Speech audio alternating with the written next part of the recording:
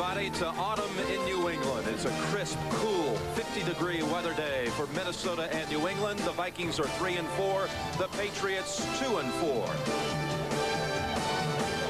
And good afternoon, everybody. I'm Jim Nantz, along with the coach, Hank Stram. Both of these teams, the Patriots and Vikings, have made changes at quarterback since the start of the season. Hank, Hugh Millen is the man calling the signals for the Patriots. What do you think of Hugh Millen? I like Hugh Millen. I saw him last year in the last game against Dallas. He did an outstanding job of controlling the offense, throwing the football. He moved a little bit, and I think he's a terrific prospect. And if he plays enough, it'd be interesting to see how far he can go. Meanwhile, Minnesota's Rich Gannon has started the last two games, and the Vikings have not turned it over one time in those two Gannon starts, and he was really sharp against the Cardinals last week, Hank. Well, Gannon has the total package. He does it all, Jim. He's got movement by design, escapability skill. He's got a good arm, throws extremely well on the run. He makes plays running the football like he did last week. I think he's a terrific quarterback, and I think he's going to have a sensational year and a career for the Minnesota Vikings.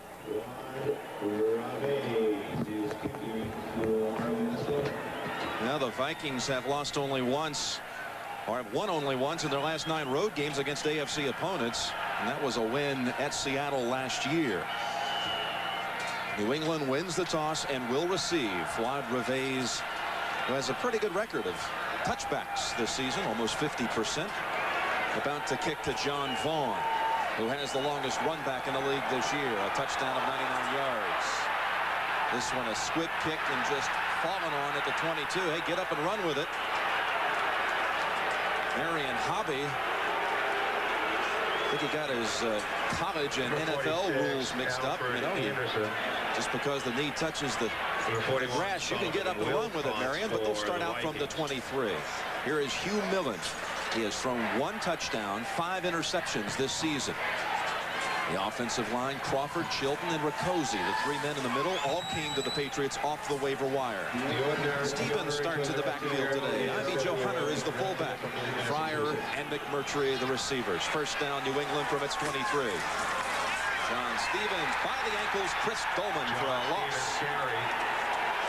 Number 56 on defense was Chris Dolman. Oh, Chris Dolman with a 3-yard setback for the Patriots with that tackle. Dolman was sharp last week, had a couple of sacks and a forced fumble. And so was John Randall, sharp against the Cardinals. He had 3 sacks in that victory. Jimmy Williams, his brother Toby, was a former player for the New England Patriots. And in the secondary, Reggie Rutland did not make the trip because of a hamstring pull. Audrey McMillan will start at right corner. Second down and 13, and run it again with Stevens. Stevens carries. Gets back the lost yardage and a couple of more for a gain of 5. Ken Clark hit him first. Today's inactives, Rutland and Sean Salisbury, who is dressed under the new NFL 3rd quarterback rule. Zolak, 3rd quarterback for the Patriots, inactive, along with Stan Clayton. Dick McPherson, age 60. His 7th game as a head coach in the NFL. Longtime assistant in the league, and of course the coach at Syracuse the last 10 years. 3rd down and 8. Michael Thompson has an extra receiver. Millen in the pocket. Fryer open on the sideline. That's a first down catch. Irving Fryer on the reception. Driven out of bounds by number 22, Felix. Now, Hugh Millen has great size. First down for the Patriots. And he's got a very good arm. Now, look, he's got plenty of time to throw the football. He steps up into the pocket. Look at the spiral. Look at the tight spiral. It gets there in a hurry. A good fastball. And they pick up yardage and a first down. But that good execution, good timing on the play. Irving still looking for his first touchdown of the year. 1st and 10 New England after the 9-yard gain. Ball in play at their own 35.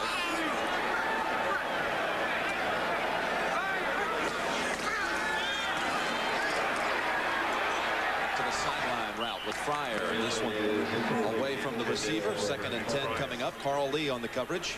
You know, one thing's going to be very interesting with Dolman, as aggressive as he is, and he likes to take an outside rush.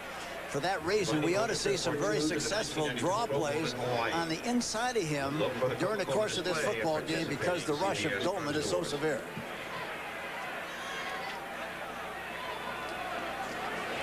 This is Dolman's 100th NFL game. Second and 10 for the Patriots. Pryor at the 45 and tackled at the 50 by Joey Browner. Pryor on the reception. 15 yards for New England. It's another first down for the Patriots. And watch the tackle. We'll see the left tackle. 49-yard Armstrong line. handles Dolman. Look at the cave in the middle. Look at all the time he's got to throw the football. And notice the big hole on the left side had he wanted to run to the ball. And here you see Armstrong handling Dolman on the outside, gets him outside beyond the quarterback. He's grabbing him up and hold him. They don't see it though, and they get the pass up. Stevens on the bench for a couple. Ken Clark on the tackle. Moving the football into the Vikings end of the field.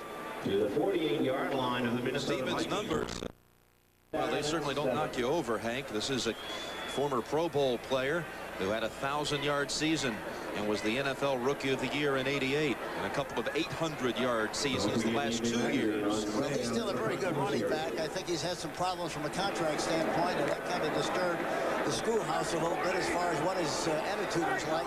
I think he's going to come out and play much better from here on in. Signed late. He's been backing up Leonard Russell all season, but starts today. Second down and 8. Millen across the middle. Too steep. Was going back to Fryer at the 30. That was intended for Irving Pryor. That'll bring up a 3rd and 7. The Patriots offense that has scored only 1 touchdown in the last 23 possessions. Watch the left side I talked about. Watch the possibility of the draw play on the left side. Look how Dolman, how wide he is. We see the hole there, play action. See the big hole by the umpire there? It's a great big area to run a draw play or a trap play because Dolman is very aggressive coming up the field on the outside. We'll see if we see that as we go along in this game. That last pass was tipped away by Jimmy Williams. He got the fingertips on it. 3rd down and 8. Timpson is the extra receiver. First down again for New England. Michael Timpson with an 11-yard catch. Michael Timpson. It's obvious again. We take a look at it from the end zone. Now he's back in the shotgun. But look at the pass protection up front. They cave in 3-on-2 in the middle. He gets rid of the ball just before Dolman is about to make the play. But he makes a good outside move, and the ball is right where it had to be thrown. And another first down for the Patriots. Timpson has made big catches, only 4 of them this year, but they've gone for first downs. And Stevens twisted down after a gain of 1 by Felix Wright. One thing you know for sure, we've seen him throw 2 sideline patterns so far in this game, talking about Millen, and he got right up, both of them right on the money.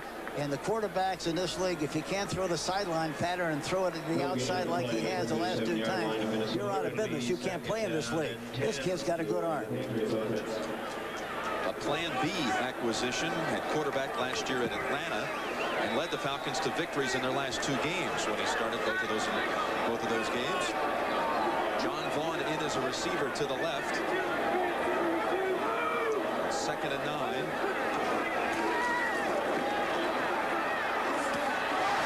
On. First down and inside of the 25, down at the 20. Got a nice block in the open field by Greg McMurtry, and a 16-yard gain on that one. Watch again. Watch the tackle. Watch the left tackle Armstrong on Dolman. Look at the protection up. He steps up into the pocket, gets rid of the ball nicely out in front. A lead pass to Fryer, and Fryer really is a snootful. He's tough. Once he gets the football, anything can happen. He makes the sparks fly. Here's a run by Stevens for about 2. Ken Clark, first one to make contact.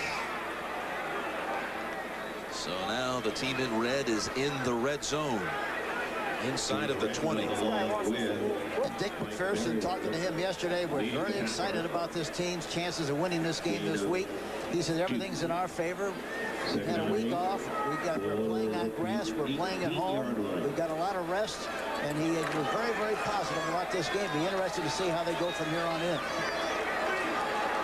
3 touchdowns in 13 possessions inside of the 20. 2nd down and 8. Play action for Millen.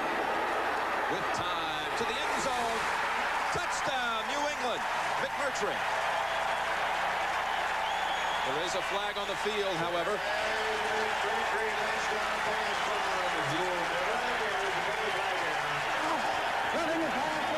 Number 97 defense. We have a touchdown. The penalty will be enforced on the kickoff. Personal foul against Henry Thomas of Minnesota. Score it. An 18-yard touchdown to Greg McMurtry. Now look at the fastball he throws here. A play action fake without the ball with the hand. I think is better with the ball, but it doesn't make any difference. Look at wide open, right where it had to be thrown. That was a cylinder pass that time. He threw it right at the body instead of giving him a big lead. He saw where the hole was, and I call that a cylinder pass. Stram adds the extra point. 7-0 New England. Taking the football 77 yards on their opening drive.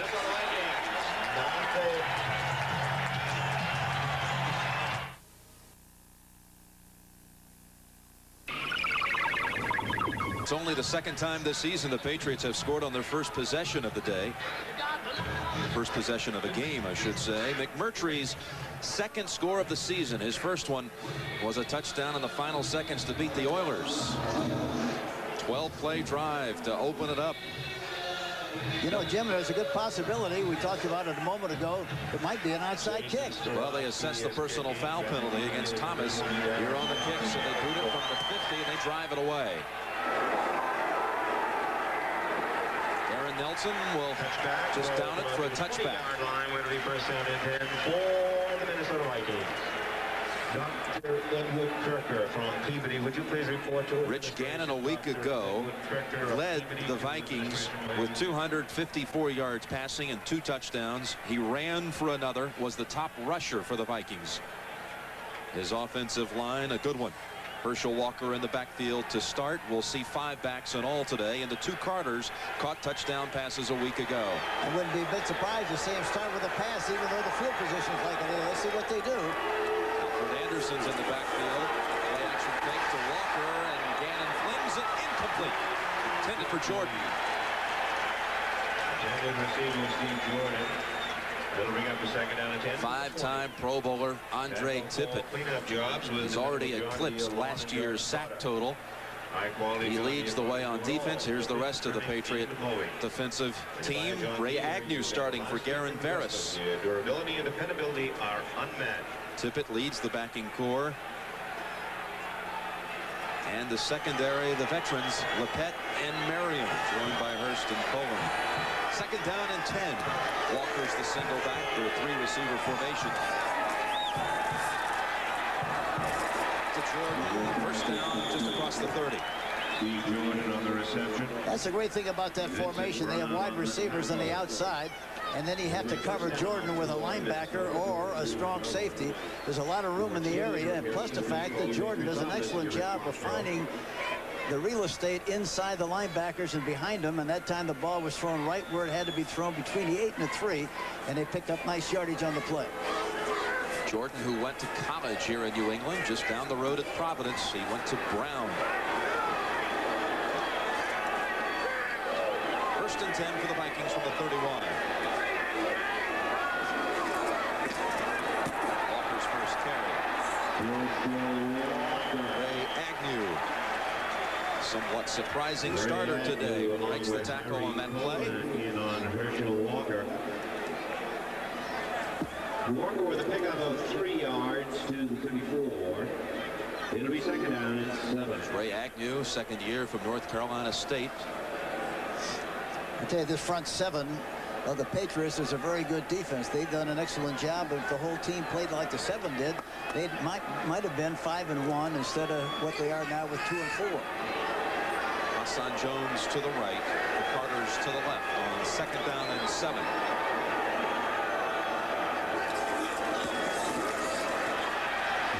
No gain for Herschel Walker. Chris Singleton and others. Tim Goad, Brent Williams. The defense of the Patriots, very aggressive. They get good contact on the snap of the ball. And look at them fill inside. Brown comes in there from the inside, number 59. And also Singleton. They do a terrific job of responding what they see and reacting to the ball. 6 defensive backs in for the Patriots. 3rd and 8.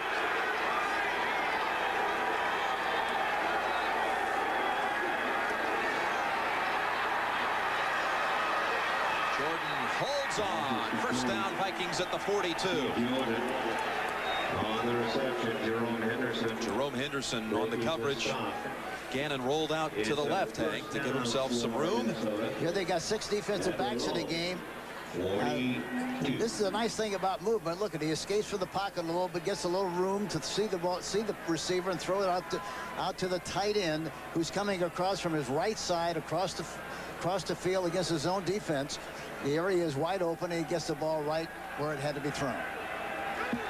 Jordan a week ago moved past Dave Casper into 12th place all-time in terms of number of receptions in the NFL, over 380 now in his career. Play action on first down. Gannon has the target at the 45. Anthony Carter. on the reception. Lepet brought him down forcefully. On the stop.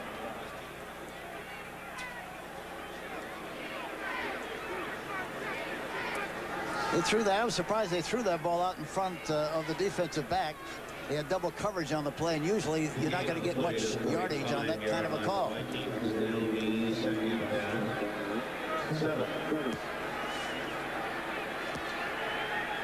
Second down and 6.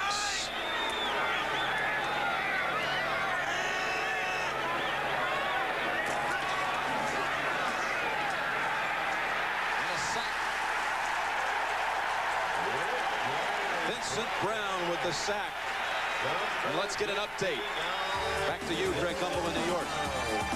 All right, Jim, at the Super Bowl in New Orleans, set up by a pass interference call in the end zone. Gil Finnerty goes the last yard for a touchdown, and with the extra point, the Saints are up on Tampa Bay 7-0 first quarter. Jim?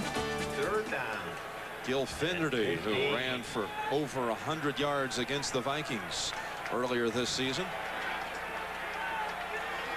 3rd and 15. Vincent Brown with his 2nd sack of the year, backing up the Vikings, who trail 7-0 here in the first quarter. 4 minutes to go.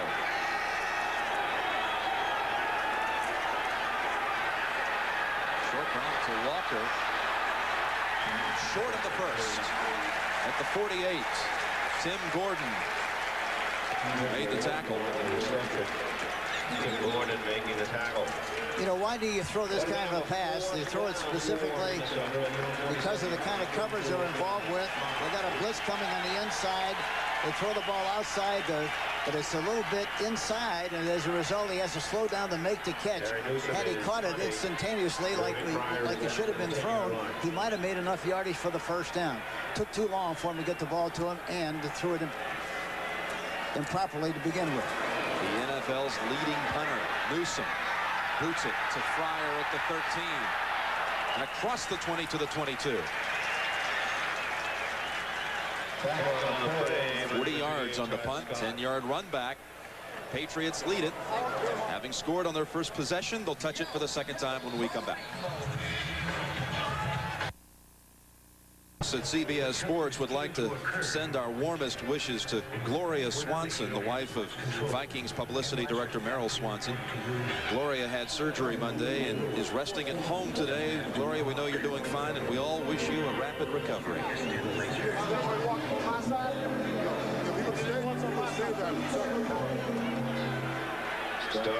All right, the Patriots will start this possession from almost the identical spot where they began the game. Leonard Russell is now in the backfield for New England. Here's the rookie from Arizona State, getting about 5 to the 27. Joey Browner in the secondary, brought him down. That's the same play they ran when they started the game, except this time they executed the play much better. The reason they run the play, they're in an undershifted defense to the weak side, which is to the split inside, and the linebacker Merriweather, 57, is in a gap between and inside of the formation. As a result, they think they can crack down and block back on everybody, get a hole, and run through there with good success. They got a little bit of a crack and made some yardage on the last play. 2nd and 5.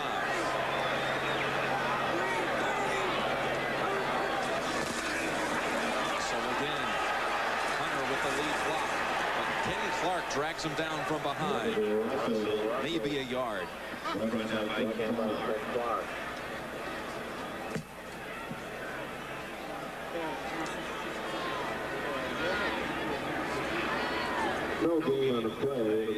Well, the AFC's individual leading rushers, Thurman Thomas, Okoye, Gaston Green, and Rod Bernstein. And New England, total rushing does not even equal any of those individual figures. Yeah, they've had a hard time.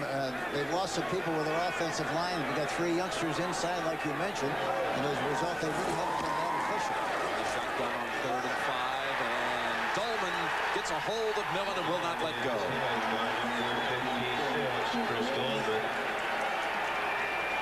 Dolman on Armstrong that time. He was fighting him and then finally controlled him well enough where he could take him inside or outside. And when the time came, watch what happens here. Now watch Dolman going on the outside of Armstrong. Now look at his gut. Now look at, he comes back on the inside. Here he comes. See him right there and makes the tackle. He can do that because he's got terrific quickness. Once you get a guy right into the outside, it's very seldom that they have a chance to recover and make that kind of a play. Marv Cook is the leading receiver for the Patriots. Good coverage on him by Browner, but I thought there may have been a face mask. Dolman at first, unintentionally grabbing Millen by the face guard. Here's the punt by McCarthy. A fair catch made by Leo Lewis. So 1:47 to go in the first, and the Patriots still in front by 7.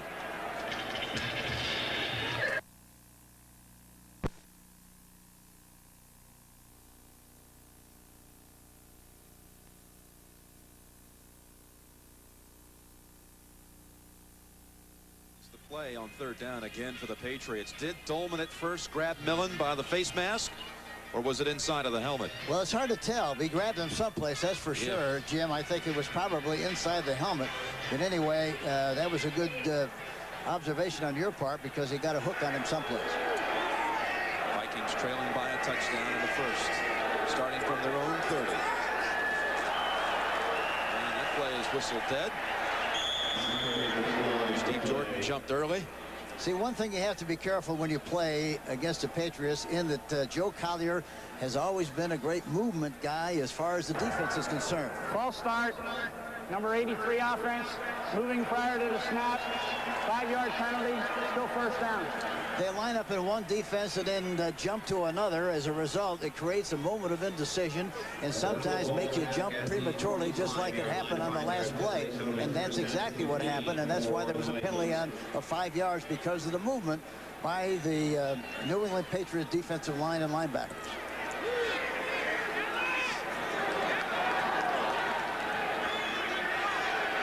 Walker the single back, and 3 receivers and more whistles. Timeout called by the Vikings. Vikings trailing 7-0 in the first. Today's issue. CBS Sports coverage of the National Football League. Foxborough Stadium on a beautiful day for football. 51 degrees. Jim Nantz and Hank Stram with the Patriots taking the opening drive, the opening kick, and driving 77 yards for a touchdown pass to Greg McMurtry. Vikings with their second possession. 1st and 15. Walker bumped out by Vincent Brown. Maybe a 1-yard gain is all. Screen pass that time, but they got it over the top of Williams in good shape, but they reacted very well from the inside pursuing and made the play. So he invites him to come, which he does. Williams, Agnew it was, and made the rush. But the linebackers reacted very well to the screen pass, and of course they didn't get much out of the play. Agnew is out on this play. David Howard is in. And 2nd and 14.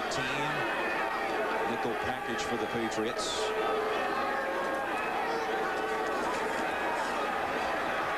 The right side, Carter. Anthony Carter just across the 30. Jerome Henderson on the hit. 3rd and long for Minnesota. Here again, people ask, why do they throw that kind of a pass in that kind of a situation? Very simply, Carter runs very well. Once he catches the ball, they were hoping that maybe he would get a one-on-one situation and elude a would-be tackler and get up the field and make the necessary yardage for the first down. Actually, a pretty good play.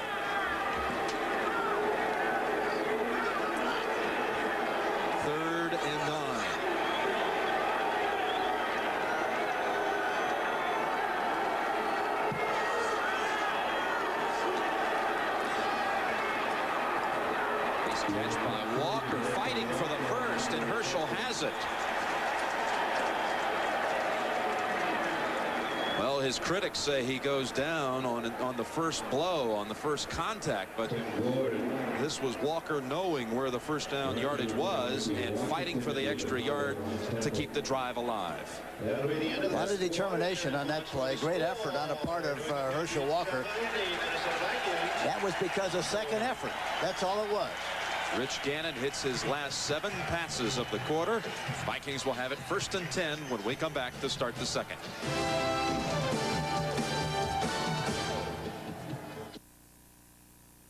New England with the only points thus far. Hugh Millen's 2nd touchdown pass of the season.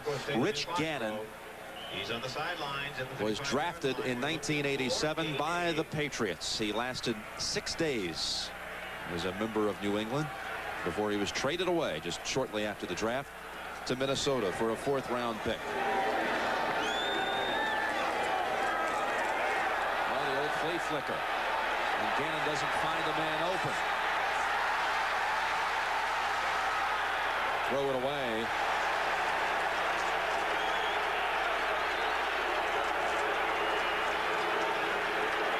Handed it off to Terry Allen, who pitched it back to Gannon. Well, first of all, that's really not very good field position for that kind of a play. The ball's on about the 30-yard line, the 40-yard line actually, but it's better on the other 40. There's too much room back there. They were back there very deep. He had no place to throw the ball. Finally got rid of the ball. It looked like it was an intentional grounding on the play, but they didn't call it. That's what the crowd wanted. 2nd down and 10. Allen is the single back. Here he is running it straight ahead for about 4, maybe 3. And you wonder what it looks like. It looks like the Minnesota Vikings are trying to throw the ball against their regular set. The 3-man line, 4 linebackers and 4 defensive backs on 1st and 10 to take advantage of some coverage. And then on 2nd down, when they bring in the nickel package, they try to run the football. So to take advantage of that package. So far, they haven't been overly successful. 3rd down and 7.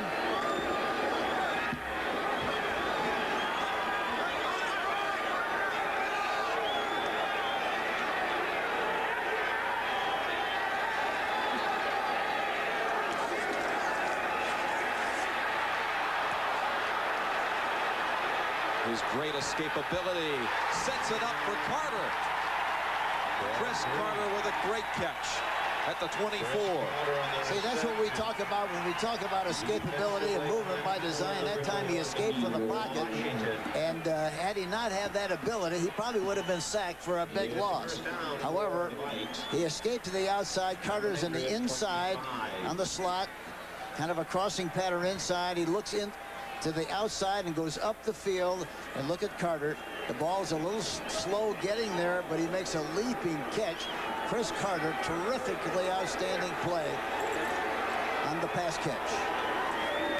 Split backs on 1st and 10. Allen gets the outside. Down to the 17. Brian Habib with a nice lead block on that right side. You know, we've seen Habib play the last 3 weeks, and every time I see him, he looks better and he looks more impressive than he did the preceding week. He's really done a terrific job, and he's a very good puller and has a good balance and base when he pulls and traps on plays and leads plays on the outside. Number 74, Habib, very good player. Was a defensive lineman at Washington, switched to the offensive line after his first year with the Vikings. It's the 8th play of the drive coming up. 2nd down and 3. Allen. 1st down, Minnesota. Terry Allen.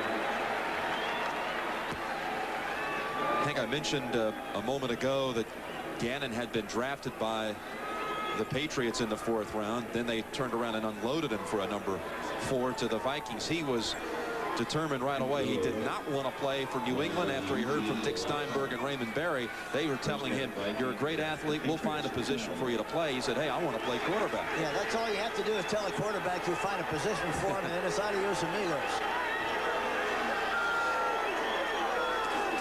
First and 10, the pitch to Finney. Fighting with a couple of defenders. Brown. Mickey Washington. Why is Finney running that kind of a play? They're trying to break the keys, and they've established so far this season Finney usually is an inside runner. They try to get it to him outside, and he didn't get much, but I think it's still a good-looking play because had he blocked it properly, he'd have made some yardage. The Patriots have an injured player on the field. And there's a timeout on the field with 11:35 to go in the 2nd quarter, and the Vikings are driving to tie it. 3 emergency assistance from the Amico. Well, to summarize, Gannon with good numbers again this week, and likewise for Millen, who has thrown for the only touchdown in this game. A toss to McMurtry of 18 yards. Patriots lead it 7-0, but Minnesota about to go in, it appears, Hank. They're driving. Yeah, they look impressive on this drive and then mixing it up well.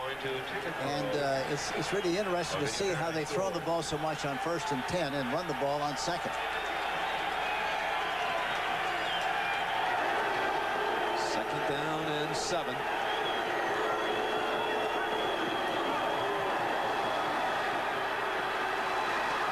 Safety valve is Jordan, bumped out near the 3. That's the end result of a good play by the quarterback, Gannon. Watch him here now. They send Carter in motion to the left side. He's back in the pocket, which is obvious. Now watch him escape. He gets a push, rolls to the left side. He knows exactly where Jordan is, gets the ball to him, and they saved losing yardage on the play and very close to a touchdown. Great play by Gannon. Harry Coleman collided with him, knocked him out to set up 3rd and a yard. They'll go to their big red formation with Randall McDaniel in the backfield. They move the guard into the backfield, a lead blocker perhaps for Walker. Here it is, Walker up the middle. That'll be good enough for the 1st.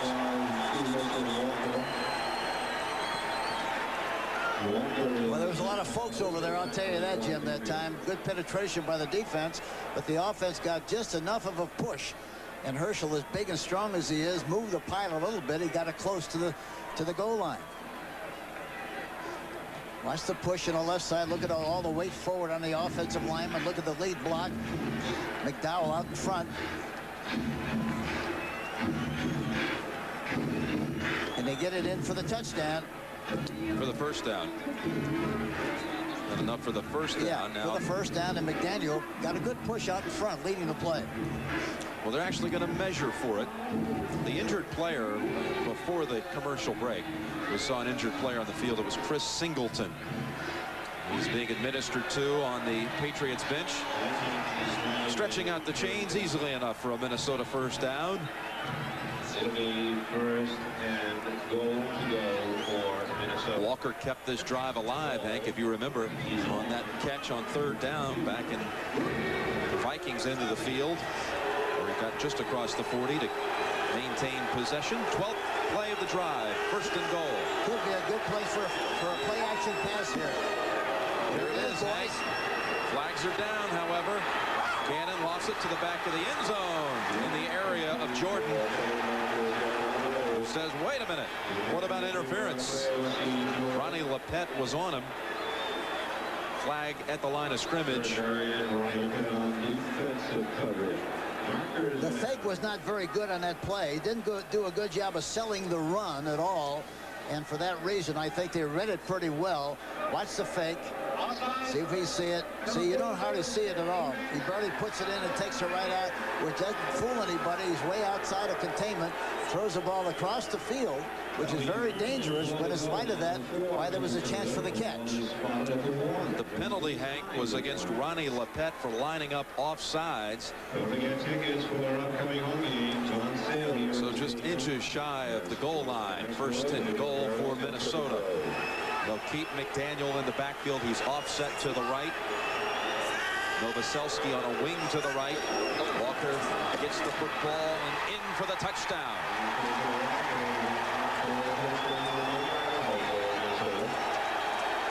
Unusual play in that situation, but very successful. A counter play back to the left side with people pulling on the play.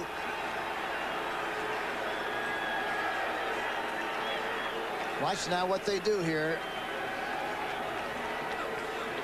And a good block. It looked like McDaniel again pulling through the hole, getting good. Here he is. Look at McDaniel. Look at going through the hole. Gets a good block, but he knocks the would-be tackler Marion.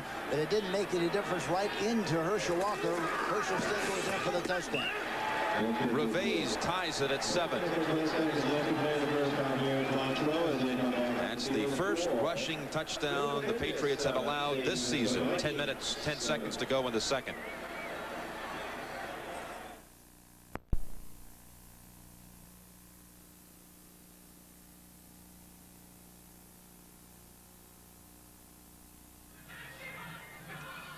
Chris Singleton getting an ankle wrap. He sprained his ankle, and Patriots report that he may return.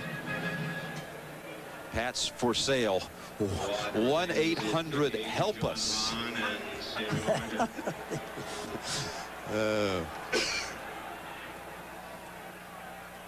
Many feel that Paul Fireman may eventually pump some money into this team. He's the man who owns Reebok. John Vaughn from the 13 and out to the 30. 12-play drive for the Vikings just completed with a Herschel Walker 1-yard run. And Gannon was on target again. 5 of 6 on that drive. Mentioned going to the break that the Patriots allowed with that run the first rushing touchdown of the season against them. Now only the Saints can boast that. Saints have not allowed a rushing touchdown. Of course, they don't allow any kind of touchdown. No, they don't. They don't even do it in pregame warm-up or in the scrimmages that they have. Cook in motion. First down pass play. Complete to Cook. Tackled by Ray Berry and Felix Wright. Number 22, defensively, Felix Wright.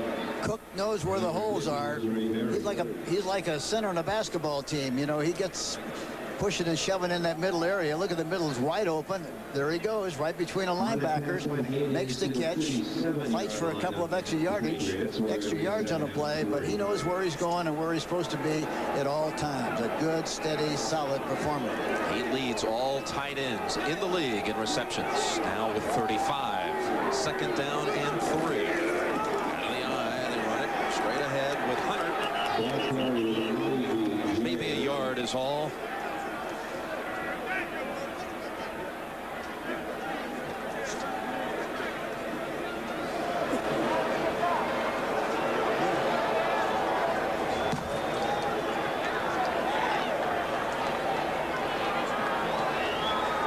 Patriots on 3rd and 2 have made a change on the line. Greg Riccozzi, the starting right guard, is out, and Fred Childress has replaced him. Double tight end formation on 3rd and 2. Leonard Russell near the first. I think he has it. They had a pretty good advantage on that right side. They had a wing back outside of the tight end, and the cornerback was off a little bit, and for that reason you ought to be able to make yardage. Here we see it on the right side. Look at the wing back. The tight end does a good job of knocking the linebacker to the outside. Williams, he goes inside of that cavity and goes right through there and picks up the yardage for the first down. First down at the 40. Leonard Russell, the 14th pick in the draft this year and leading all rookies in rushing. Almost 300 yards. backup choice, Russell. Nice determination for 9 yards. Broke away from Mike Merriweather. And again, Millen does a good job of moving just enough to get rid of the football. He's looking downfield. He knows exactly where his back is going to be. There he is. Broke away from Barry, actually, Hank. Look at Ray Barry put try on him.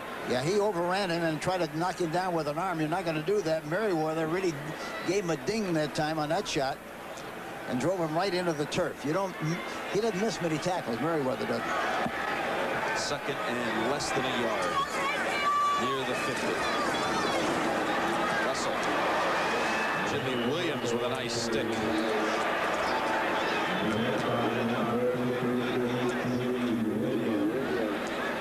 As a rule, you're a lot better to run straight at Minnesota rather than try to run sideways because they pursue and react so well on those kind of plays. Plus the fact that I think once they get on the other side of this 50-yard line at about the 40-35 going in, we might see a reverse of some kind because it looks like they could take advantage of the pursuing defense of the Vikings. Simpson as a receiver to the right. John Vaughn in the backfield on 3rd and 1. And Vaughn has it. Down to the Vikings 45. Rookie John Vaughn from Michigan. One of the reasons that play was so successful, they went on a quick count. They went up there, got set, and bang, off they went. While the Minnesota Vikings were waiting to get settled, they snapped the ball and got a good push up front, and Vaughn makes the necessary yardage for the first down. A good-looking play. John Vaughn has thrown for a touchdown, and he has run a kickback for a touchdown. He could go for the cycle if he can catch one and rush for one this season. You have to think he will. Impressive 5th-round pick. First down for the Patriots. Tied 7-7. Irving Fryer right through his hands at the 10.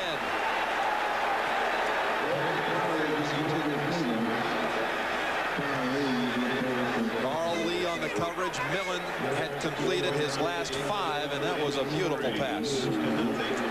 Man-for-man coverage on Lee. Now look, you can't throw him any better than this. The ball is right out in front. Had it been thrown just a fraction longer, it had been a completed pass. It was a little behind, and as a result, Lee scraped right in there and knocked the ball loose. A little sooner and a little farther would have been a touchdown. Russell and Hunter are the split backs. 2nd down and 10. Russell for about 3. Henry Thomas with the takedown. See, they're better to run that kind of a play with a split end open on the left side, because then Dolman goes out a little wider, and then you can run inside of him. That time they had a tight formation and no place to run. Henry Thomas. Balanced play selection, Hank. Yeah, you can't get him any better than that. Talking to Tom Moore before the game, who does such a good job of calling plays for Minnesota, likes to maintain an even balance, and he's got it on this play. 3rd down and 8 for New England. From the shotgun, Millen will operate. Back to the fly pattern. Fryer makes the catch this time at the 10.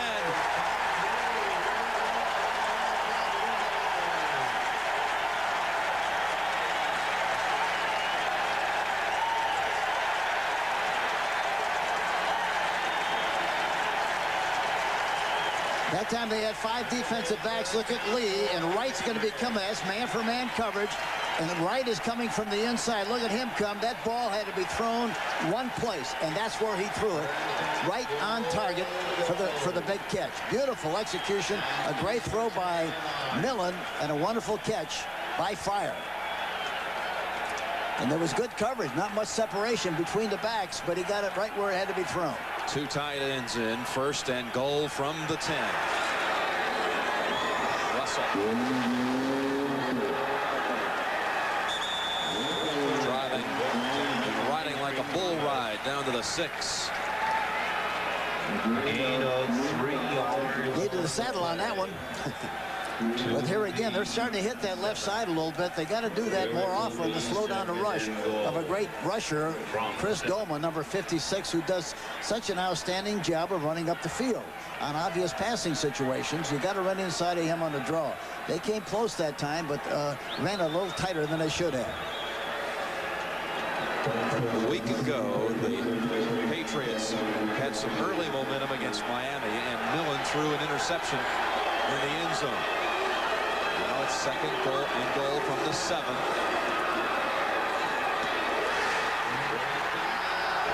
Cook almost in. Williams and Barry backed him off the goal line. It'll be 3rd and just inches shy of the goal line. I tell you, that Cook's got good hands. I was watching the tight end, number 85, gets an inside release. Nobody touches him. The tight end should have been jammed a little bit, but he gets right into that open area again. Williams finally makes the first contact. But again, the big thing about the catch, the hands. He caught the ball. That's what you have to do. And that's when the tight ends are very important in this area because they're big and strong enough to take the hits.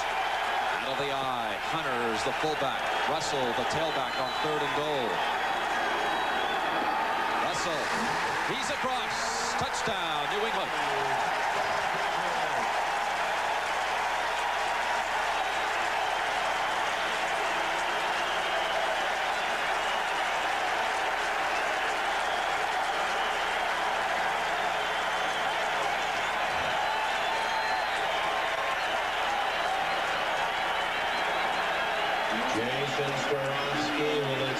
Rookie Leonard Russell with his 2nd touchdown in the NFL. And the other great thing about it is Armstrong, the left tackle, Crawford, the left guard, Chilton, the center, they all got a good surge. Tickets for the remaining home and they get it in the end zone for the touchdown. Sale at halftime and following the game today. In the Vikings area. For Starofsky, and it's 14-7 Patriots. 2:52 remaining in the first half.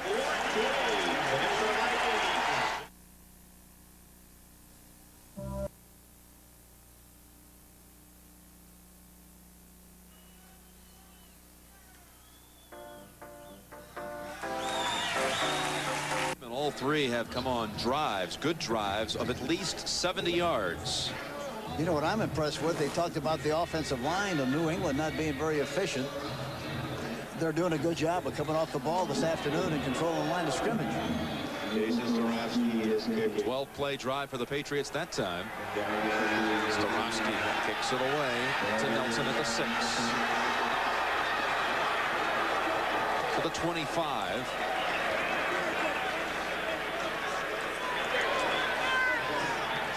And there's another timeout on the field.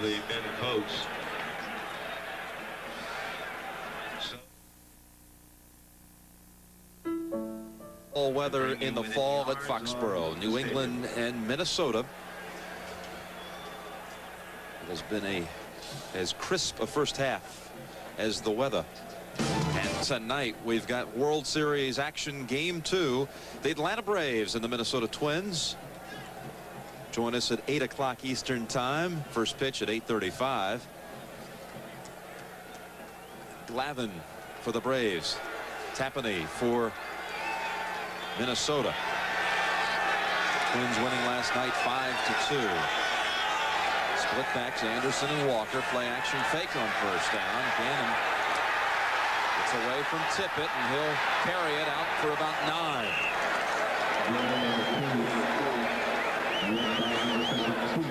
That's the thing he has to do, and which he does very well. You have to make a decision, right or wrong. Make that decision, make the cut, and get up the field. That's what he did. And escaped a sack that time. It was a stretch play where they tried to fake it going to the left. Everybody followed except the linebacker on that side, number 56. 2nd and less than a yard. For the first with Walker to bring it to the 2-minute warning, and I believe Herschel has enough. 2-minute warning. Vikings will try to tie it before the half.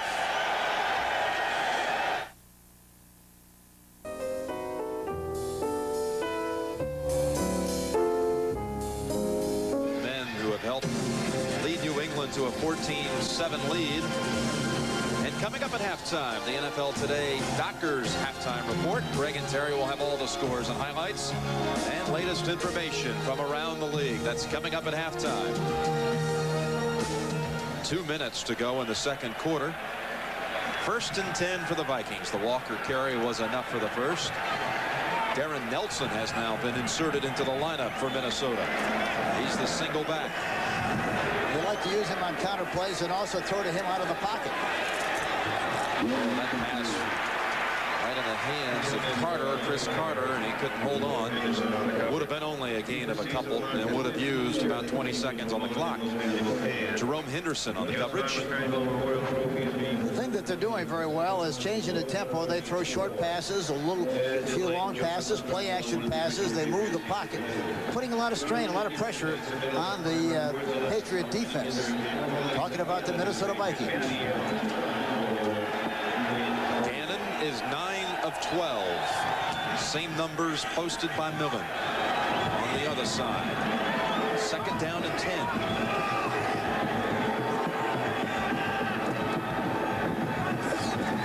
Here they come.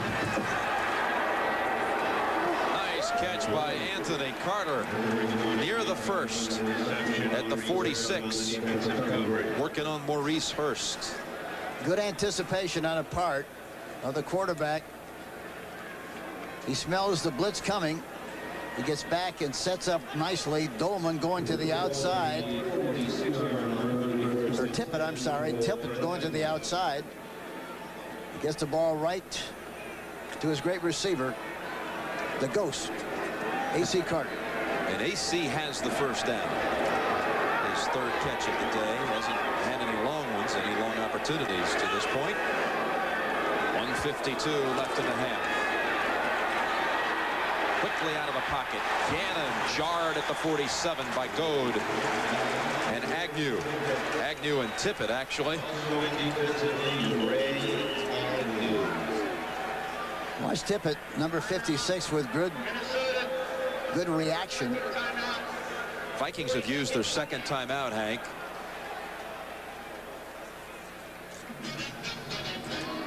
Check out the hit on the back end of this play, Hank. Yeah, watch now. Watch Tippett come from the side, and also Agnew from the other side. Put him in the old vice. Ooh. They had a vice grip on him, didn't they?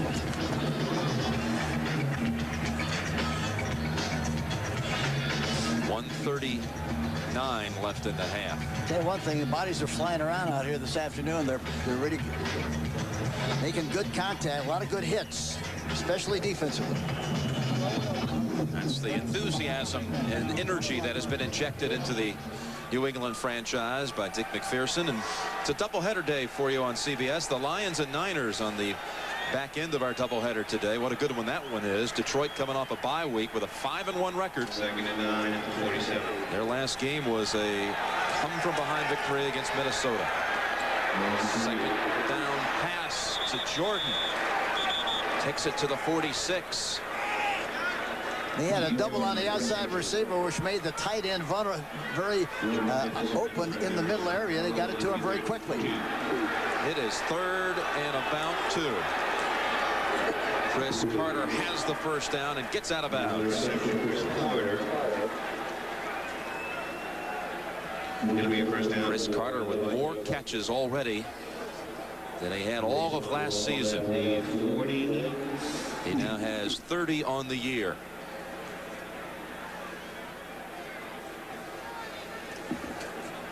Warren Moon has thrown 3 interceptions, but the Oilers lead 7-3.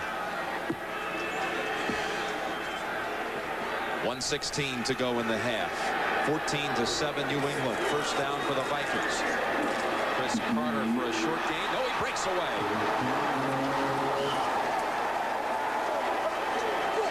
broke away from Tim Gordon. And they had a blitz on that time. They get the ball to Carter. Carter should have been tackled right at the spot, but he broke right through the tackle. Excellent running on the part of Chris Carter. See the blitz coming. Look, and he stops on a hitch pattern, spins away. There was a bad tackle. He tried to tackle him too high instead of tackling him low. Spun right off the tackle and went right down the sideline and made a lot of extra yardage on a play that should have been just a very short gain. 16 yards, thanks to Chris Carter's effort. First down from the 25. Using the middle, back to Carter for a gain of about 5. Fred Marion meets him after the catch. Washington. Vikings with 1 timeout to work with.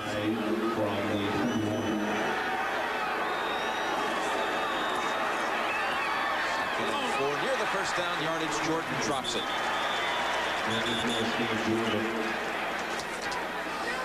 Defensive coverage, Jerome Henderson. They run man-for-man coverage on the last play. He was really open, made a good move on the outside. Jordan did. Hank, we have Gannon, 14 of 18 passing. And by our count, 3 of the 4 incompletion have been drops. Marker is thrown at the 24. And he's throwing, as I mentioned earlier, a great variety of passes. Number 90.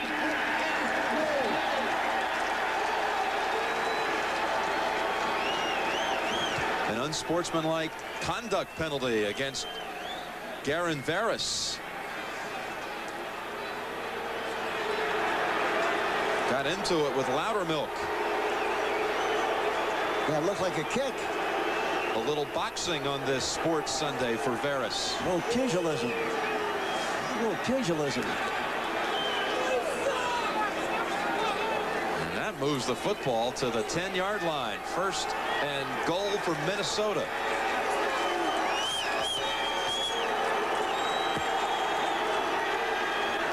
Nelson is the single back. Nelson on the run.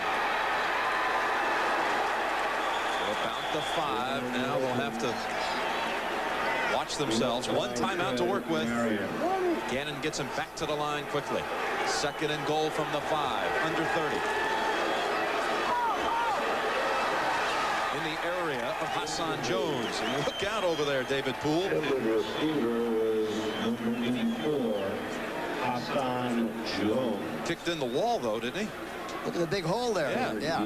You can't see the cleat marks in the hole in the wall there, but look at the big mark. I think I saw a shoe in there. Let's take a count. Now he's got them both on. What he did, he tried to throw the ball outside. That kind of has a fade pattern, and to be successful with it, you got to throw it outside. He had him licked, but he didn't have enough room. Right to the defensive back.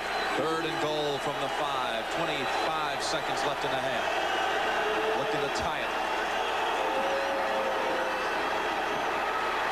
Gets away, flings it too high.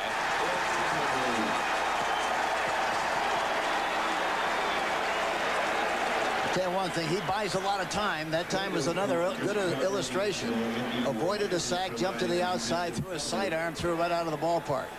Fuad Reveiz will come out for a field goal try.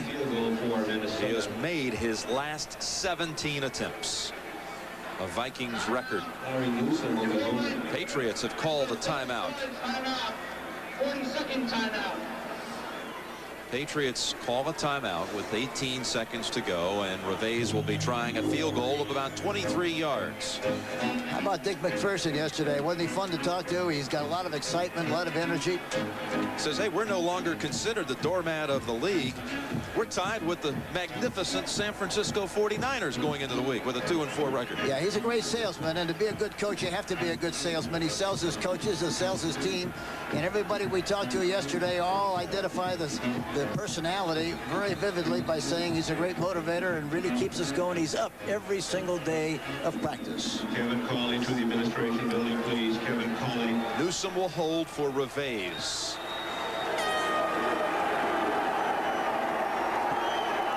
23 yards from the left hash mark. Good snap, good hold, good kick. 14-10 New England. 18 in a row for Reveiz. The NFL record is 24. Kevin Butler of Chicago has that record. We just saw Dick Corey walk into the picture on the sideline. He's done a good job with this offensive team.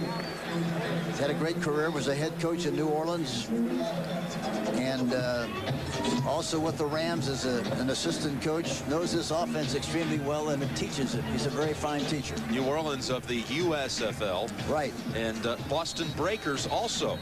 So he comes back to Boston, and he really is one of the men responsible for Hugh Millen as he comes over to talk to the quarterback. Hugh Millen being here.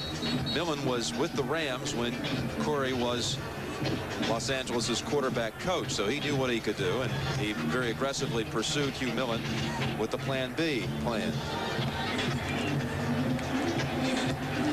This game is presented by authority of the National Football League.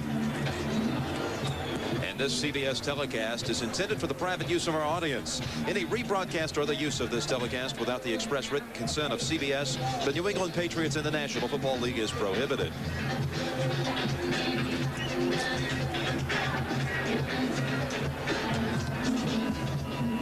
After driving 70 yards for a field goal, Reveiz will now kick for Minnesota.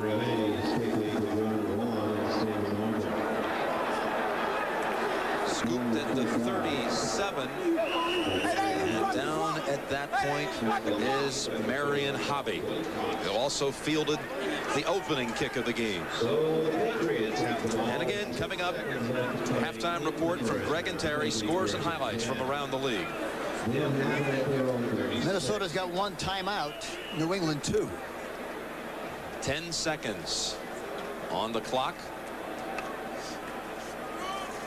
Timpson and McMurtry to the left, Fryer to the right. And they'll operate from the shotgun. They'll make it an exciting final 10 seconds. Oh, look at this.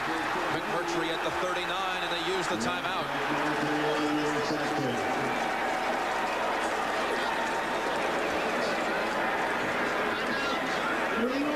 Now Starovsky would have to kick one from 56 yards if they go the field goal route. You got 6 defensive backs in the game. They're playing the zone. Look at this. In the hole between. Look at it. He catches it between 4 defensive backs, 3 defensive backs and a linebacker. But you talk about being accurate. He knew exactly where he had to throw the ball and got it there perfectly. And immediately calls a timeout. Very alert play on the part of the quarterback, Hugh Millen. Starovsky's career long is 53 yards. This would force him from 56. But it looks as though they're going to go ahead and just run an offensive play, Hank, with 4 seconds remaining in the half. And a 14-10 lead for New England.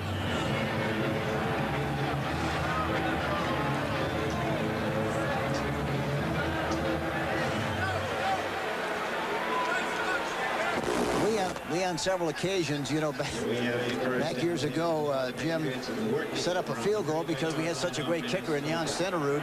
We set up the field goal, faked the field goal, and got away with a touchdown in this same situation with 4 seconds to go against Houston one year. Flag is thrown from the back judge. Tom White is our referee today. Delay of game. Offense. 5 yards.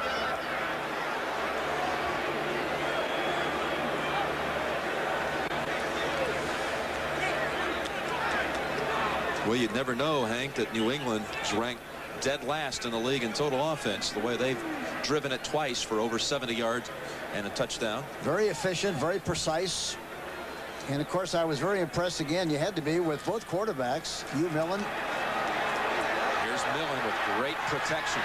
Launching it to the end zone. Some bumping, but falls incomplete. Fryer was in the area. Good first half of football from Foxborough. And the score at the intermission, New England 14, Minnesota 10.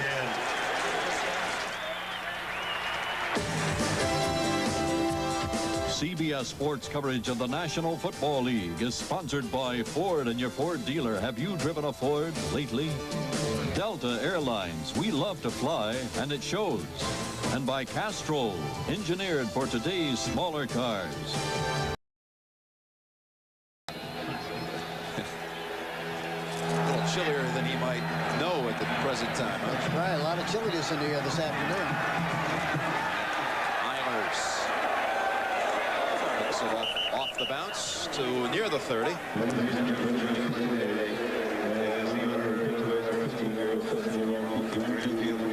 Rich Gannon in the first half, 14 out of 20, 132 yards. And Hanke has been the starting quarterback now for 10 quarters for the Vikings this year, and they have not turned it over one time in the 10 quarters. Yeah, that's an amazing feat, really is, when you come in off the bench like he has and played like he has done so far this season. Finney and Allen in the backfield. Finney, a lead block for Allen off the pitch. And a nice run for about 8. Maurice Hurst with the tackle. Now we see a good shot. Look at the takeoff. They try to hook the defensive end, but he goes way outside, so they run right inside of the defensive end, and he popped through there for a big gain on the play. But that's what happens. Anytime that defensive end is going to go up the field that far, well, you got to run inside of him and take advantage of it. Second down and 2.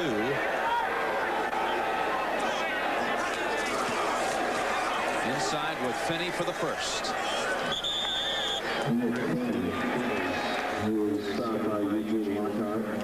This team, the Minnesota Vikings, signed another running back this week, Hank. They finally were able to get DJ Dozier in. DJ playing in the Mets system. He's been given a 2-week exemption, but really, where are they going to find room for DJ Dozier, Hank? That's a good question. Good question. The only way they'll find room for him is to have somebody get hurt. We talked to Bernsey about it yesterday afternoon. He said, well, he's in camp, but we don't know when we're going to get a chance to activate him. First and 10 for the Vikings.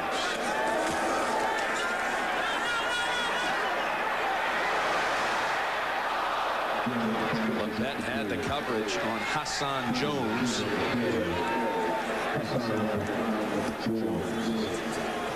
Pep had a big cushion. There's no way in the world that you're going to get behind him on that coverage.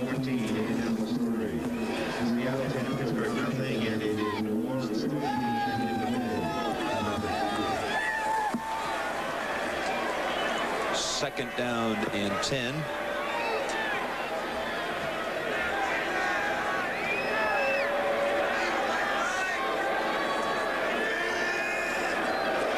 Defensive backs in the game now. You see 7 in the frame, so they got to throw the ball and get it up the field. Over to AC. Bumped out by Mickey Washington. See, they got 7 on 6 up front, Jim, and anytime you see that, that means you got 4 on 4 on the receivers. You ought to be able to throw the ball and make some yardage.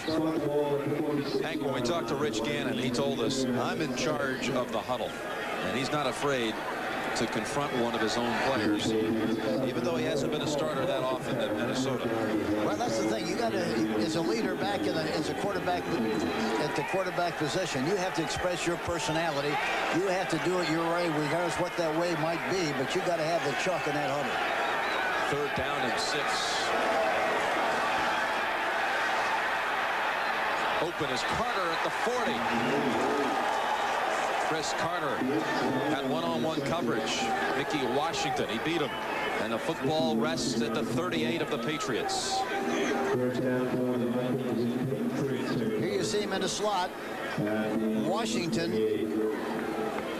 Look at you talk about a pick.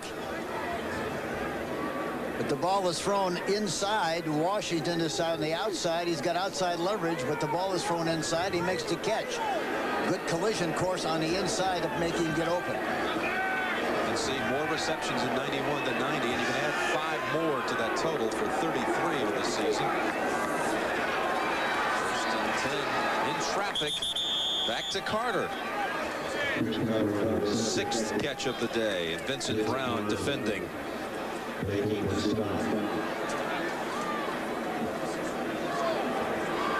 Gain of about 8. 11:40 to go in the third quarter. New England 14, Minnesota 10. The Vikings have had the football since the start of the second half. Second down and 2. They continue their drive from the Patriots 30. On the pitch, Allen, nice block by Finney. He slashes back to the inside and gets to the 26. That'll move the chains. New Orleans creeping along, 16-0 on Tampa Bay. It is a first down for Minnesota at the Patriots 26.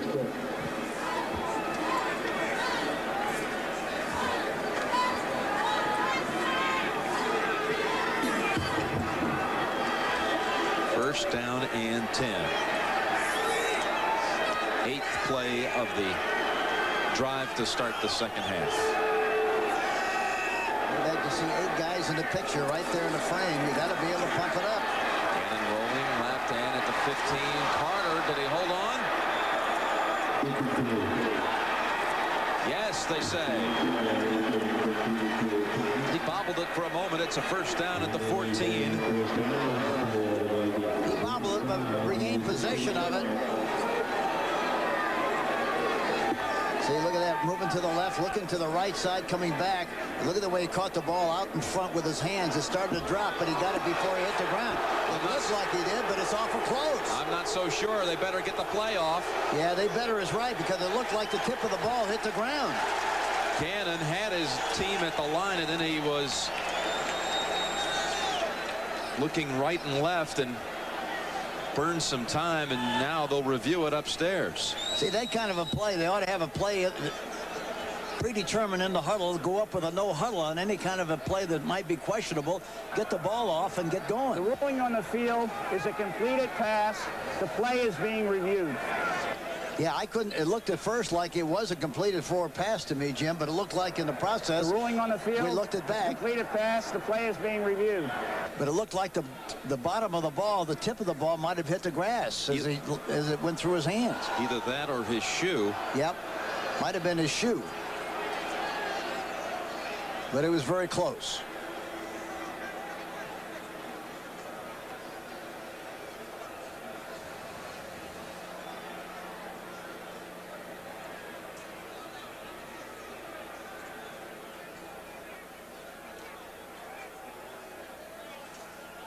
Well, you hate to use the cliche, a shoestring catch, but that's maybe what it was, Hank.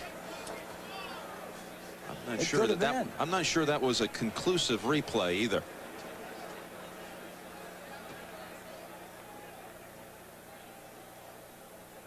Al Sabato is in the replay booth. Vikings trailing 14-10. Driving in the opening minutes of the second half. Play stands is ruled on the field. Reset the play clock to 25 seconds, please. Well, it must. Had to be conclusive, Hank. Yep. So it stands as the 7th catch of the day for Chris Carter. 94 yards. First down, the Vikings from the 14.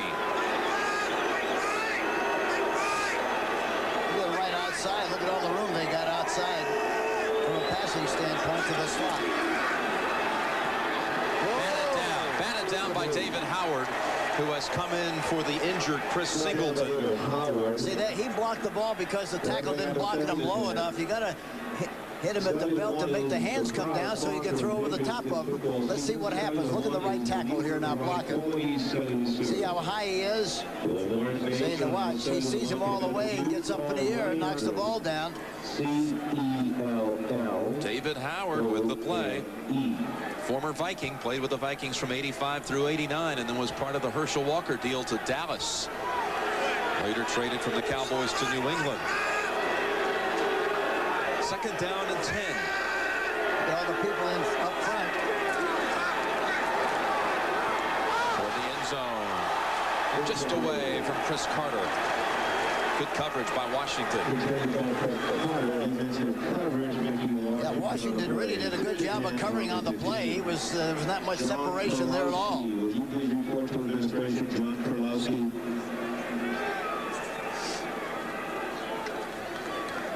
The nice thing about what they're doing, they're throwing the ball all over the place. Look at this. Wide receivers, 11. Running backs, 3.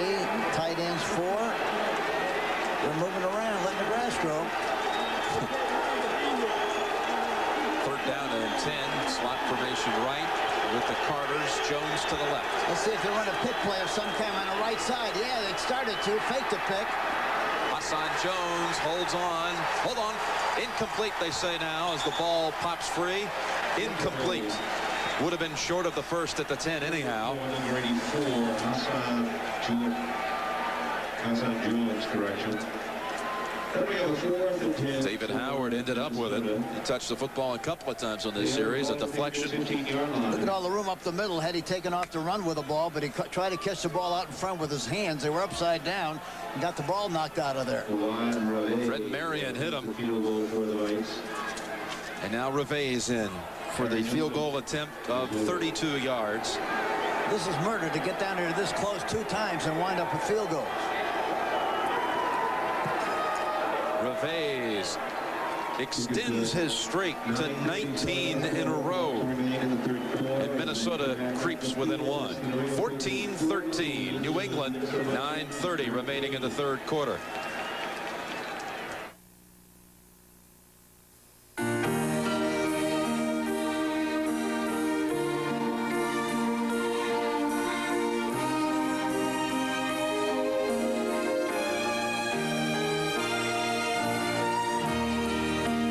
The sun does more than shine in Death Valley. It molds and caresses the earth like a sculptor. It forges patterns out of the land and forces those who live there to do so on its terms.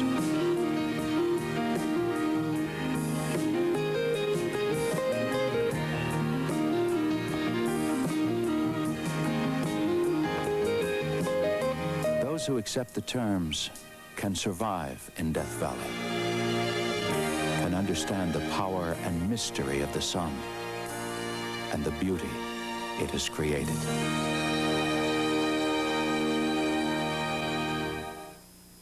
Encouraging your kids to make little decisions when they're young builds their self-esteem because it teaches them that their judgment counts. And self-esteem is the best defense they'll have against getting talked into taking drugs or dropping out of school. The more you think about it, the more you know that if we want our kids to be able to make those big decisions later, we've got to support the little ones they make now.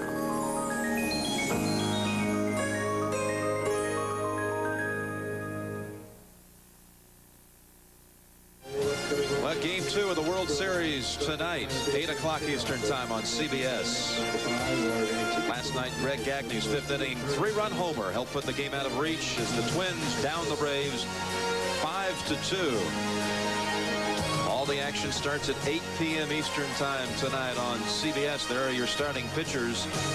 And we have with us in the booth the voice of the Red Sox and of CBS Sports, Sean McDonough. And look what you do on a day off. You come out and watch the Patriots. Good for you. It's a beautiful New England day. Your crew has had great shots of the New England foliage. Where else would you want to be except, I guess, the Metrodome tonight? How about the game tonight? How do you see it?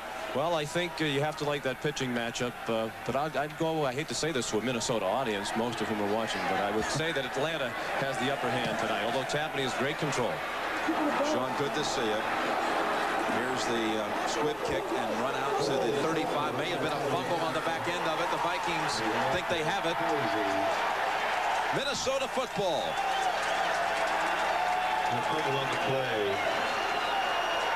Greg Rakosi had it in his hands, and unaccustomed to that, the ball was knocked free, and Mike Jones on the recovery, a backup tight end. 32 for Minnesota was Mike Jones recovering the fumble.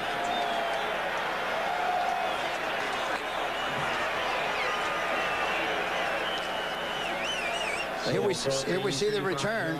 It'll be 1st and 10, Minnesota.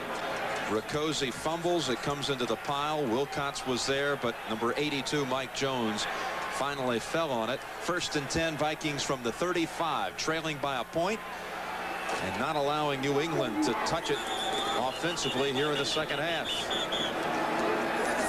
The important thing is going to be is, you know, Jim, on this kind of a situation, You got good field position, which is good, but you got to take advantage of field position. They haven't been able to do that the last 2 times they had the ball. Had to settle for field goals instead of touchdowns.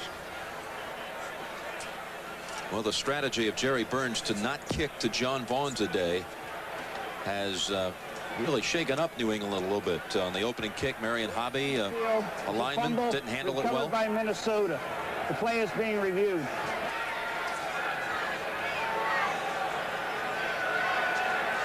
They are reviewing the fumble on the kick, and the Vikings, Hank, were just about to snap it and put it into play before the whistle.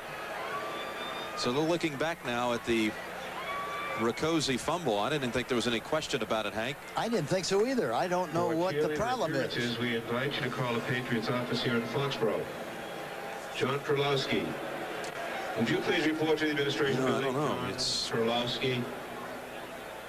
It's just hard to tell. I thought Pat Eilers may have stuck an arm in there and knocked it loose from Riccozzi.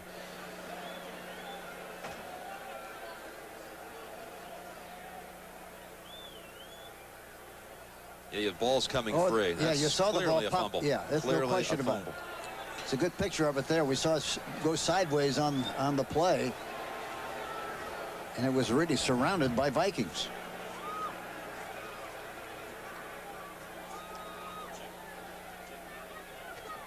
Unless there's something that we didn't see, it doesn't look like there's any question about the fact that the ball belongs in Minnesota.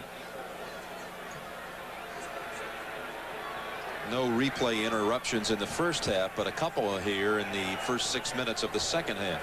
After further review, the play stands as called.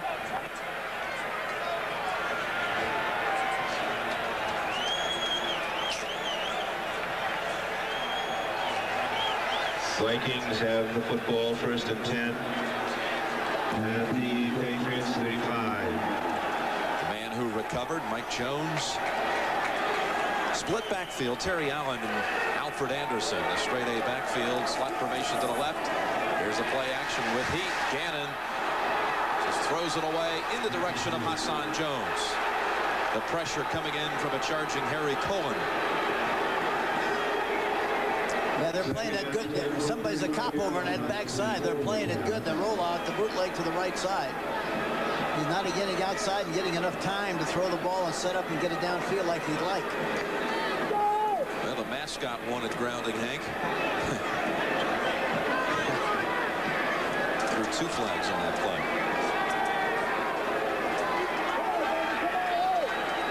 Second down and 10.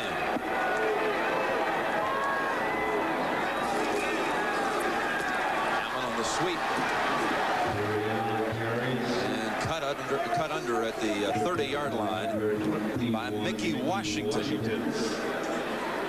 Allen, as I mentioned earlier, really gives this Minnesota team an outside dimension that they haven't had. He spent a lot of time running inside of the tight ends in the past. Now they're getting outside with Allen, and he's done a good job.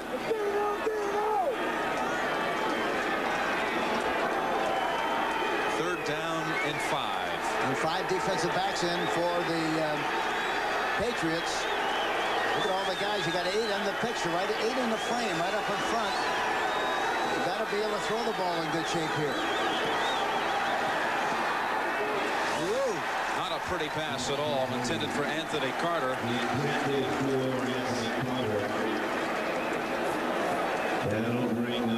That'll bring out Fuad Reveiz with a chance to put Minnesota in front.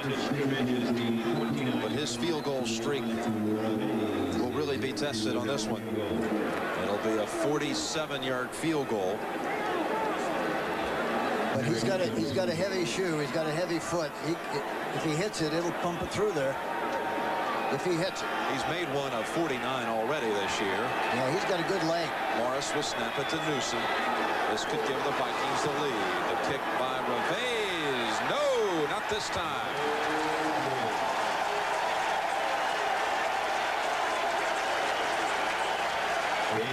Look at Dick McPherson on the sideline. Is he happy? Third quarter as they come back up the field. Score Patriots 14, Minnesota Vikings 13. Hi, Mom. Thanks for your tape. Things here are fine. but I miss you. It's pretty romantic being overseas. Can you hear the baby? We got a place on the economy because we couldn't get into military housing yet. But it's very quaint here. Just hush up. And Rod's off on exercises again. It's a real break from his everyday duties. Oh, can't you go to sleep, please? Yeah, Rod. Some break for you. But I'm pretty happy here. I only wish that... Will you just shut up? Sometimes we find ourselves under a lot of pressure, but you don't have to lash out. Contact your family advocacy representative. You're really not alone. You work hard as a team to get the job done. But when sexual harassment occurs on the job, it can be so overwhelming and destructive that it can affect even the hardest working military person. And that affects the mission. Put an end to sexual harassment. Report all incidents to your commander or supervisor.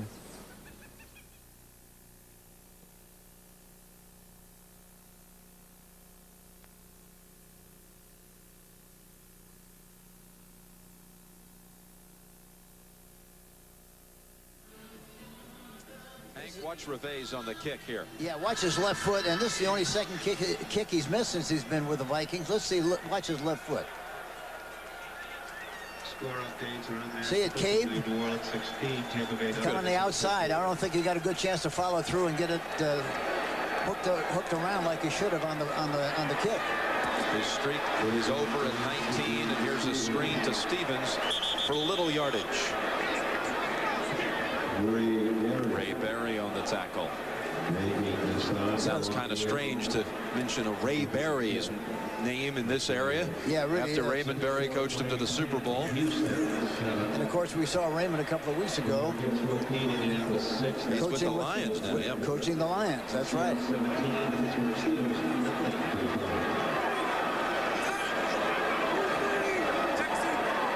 Second down and 8. Five formation. Stevens stacked up, tries to move it to the outside, but Merriweather goes with him. And Henry Thomas. And penalty flags on the field. It's hard to run against that defense. Browner is right up there in the line of scrimmage almost. Jimmy Williams already gave us the signal of holding against the Patriots. Been a long time since New England had been on offense, Hank. Yeah, it really has. Penalties decline. Third down. Vikings refused the penalty to set up the third down play. 3rd and 9. They come with 6 defensive backs this time, Minnesota.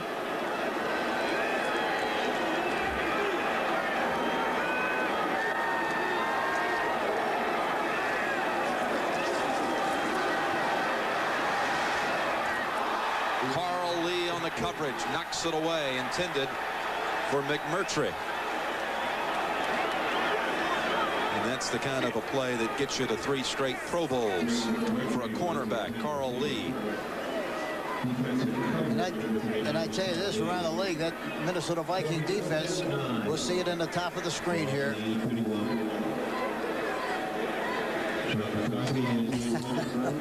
He gives him a pretty good massage in the back going through him, doesn't he? I'm telling you. Flag, the folks wanted a flag here in New England. Sean McCarthy. This one got away from him. McCarthy. Hold on, they say it touched Todd Scott.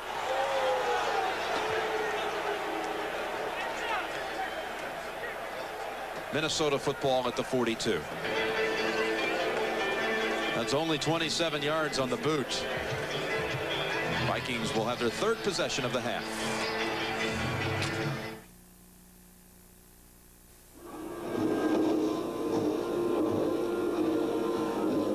Under the right conditions, hydroplaning can be a real thrill. But when it comes to driving a car, hydroplaning can be the ultimate frightening experience. Hydroplaning occurs when water on the road pushes against the surface of your tires, causing them to ride on top of the water instead of on the pavement. Hydroplaning can result in the loss of control of your vehicle. It's more likely to happen if your tires are worn or if you're speeding. To avoid hydroplaning, make sure your tires have sufficient tread and keep them properly inflated. Reduce speed in rainy weather. Remember, hydroplaning can be an exciting challenge, but not the kind of challenge you want when you're driving a car. So learn to take it easy when it's wet outside. And be safe. I'll never forget my elementary school phys ed teacher. He taught us to do all these nutty things that we knew we would never use again. That's what teachers do, I guess. But you know what? Somewhere along the way, when you're all grown up, you realize you do use those lessons. So to that phys ed teacher, all I can say is thanks, Dad. Ta-da! Mom!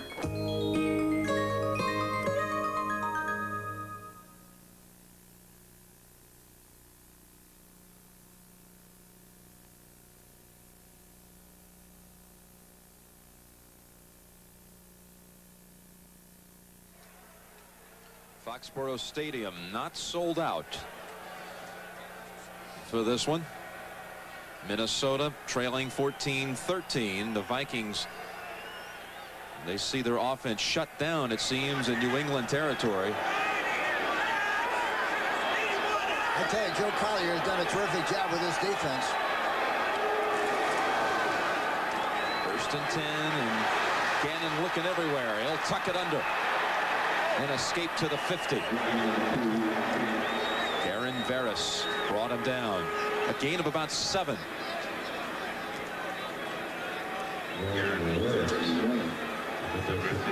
Now watch the quarterback's feet. Watch Gannon. Look at, he's looking to the right. Whoop, goes back over here to the left. Now he goes back to the right. Look at his feet, doing a little tap dance. He doesn't know where the call.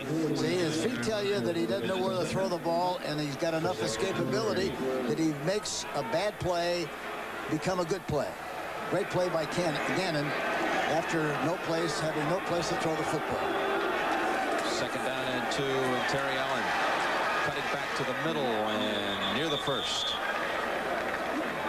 Finney got a good block on the outside and a linebacker on the outside, which provided him running room on the inside. 1st down for the Vikings, and there is Joe Collier, defensive coordinator.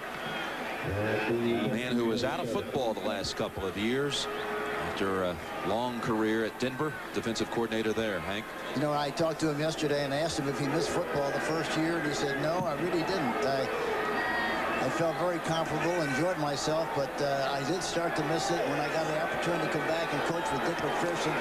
Now I'm happy as can be. 1st and 10, sideline, incomplete, intended for Anthony Carter.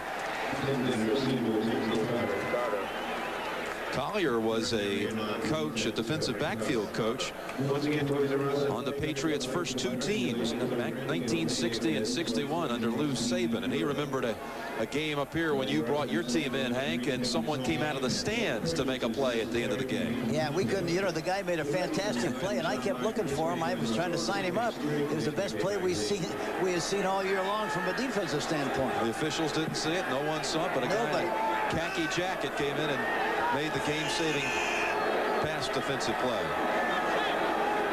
2nd down and 10. And Walker for no gain. I'll tell you, they're reacting to that ball very well. And they got a lot of folks up there. They got 7 guys close to the line of scrimmage. It's hard to do that. You got to be a magician to get through one of those holes with that kind of a defense.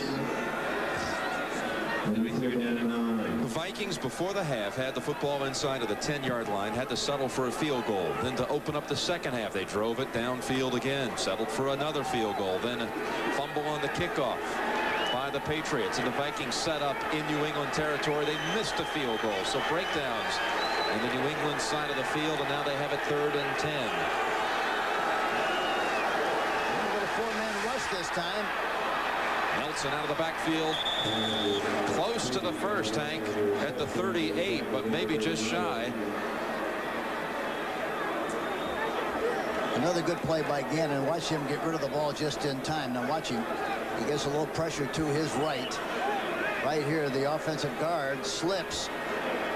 But in spite of that, he gets rid of the ball in good shape to Darren Nelson. He spins and tries as hard as he possibly can to get extra yardage on the play. But a good read and a good delivery, a decisive shot by Gannon.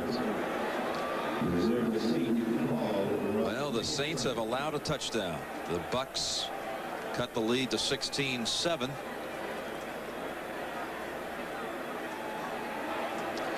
Chain gang showing that it's well short of the first. 4th and under a yard to go, and they're going to go for it. They bring in Novoselsky as an extra tight end. This is where I'm sure you'll see their big red formation. And here again, we talk about this many times. Usually the rule of thumb, if it's less than a yard, you're going to go for it. If it's more than a yard, you're going to kick it. Big red formation, McDaniel in the backfield, and the crowd has come to life on 4th and 1. Well, they got it. Looks like an advantage to the right side. See if they go right. Here they play action. Play action, crossing them up. No, they hold them. Incomplete, intended for Jordan. See, that time they fooled themselves. It looked like they had advantage. Had they just run the ball that way, they might have made the first down. But it's easy to make that kind of a call when you're up here in the press box, getting such a good view of it. Here's the play again. We don't see the fake. And I don't think the fake was very good, which doesn't help the situation very well. Plus the fact was the ball was thrown way behind the receiver. The tight end, Steve Jordan. 4:13 to go in the 3rd quarter, and the Patriots lead it by a point. Deflected by Dolman. And just to make sure it's not a fumble, Russell falls on it.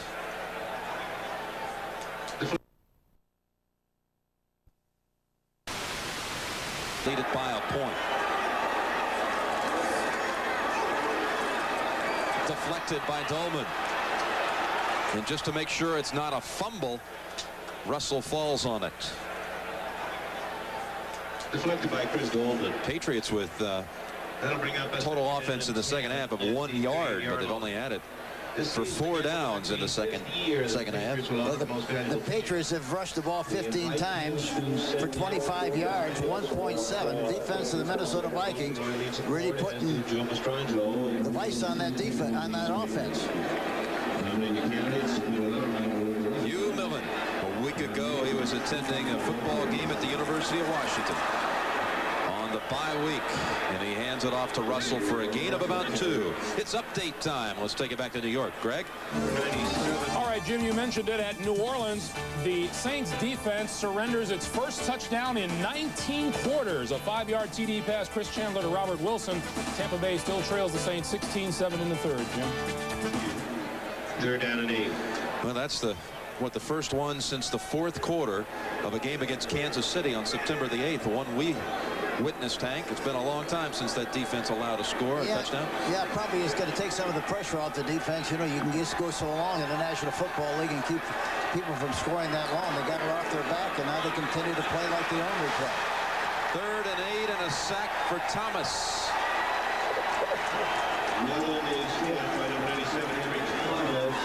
Henry Thomas with his 4th sack of the year. You talk about an underrated player. That guy is really 97, Henry Thomas. Really a terrific player. Watch 97 coming off the ball, goes into the gap on the left side. And there he comes around and makes a tackle from the back. Quarterback didn't see him. He zoomed right past highly touted left tackle Bruce Armstrong. So on 4th down, McCarthy will punt. He shanked the last one.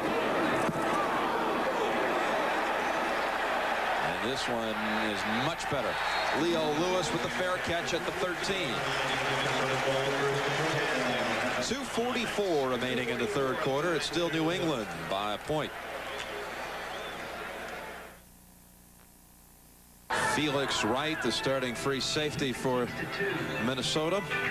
Still made with 100% fresh cuts of lean meat. He, like Chris Dolman, playing in his 100th NFL game today. 14-13 Patriots. Jim Nantz and Hank Stram on a beautiful fall afternoon from Foxborough. 1st and 10 for the Vikings. Walker is the single back. They'll run it in the round with Anthony Carter, and Tippett is there, and several others to force him out after a short gain.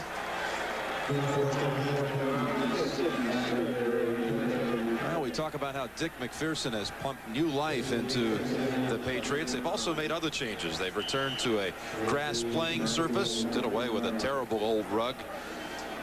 The return of cheerleaders, a new indoor practice facility which opened this week, and a new locker room.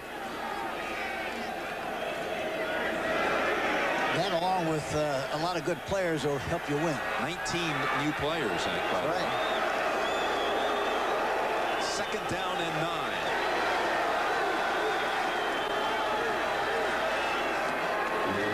9. Work in the middle with Jordan, just across the 20.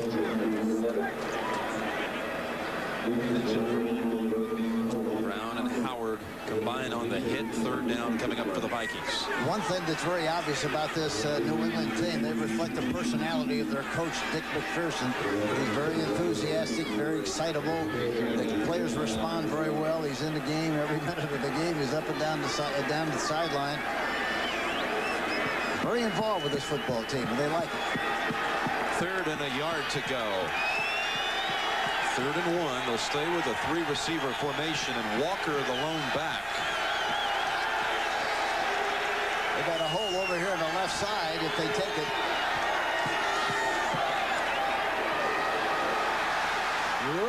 Gannon gets a lot of mileage out of it, doesn't he? And that's ruled incomplete.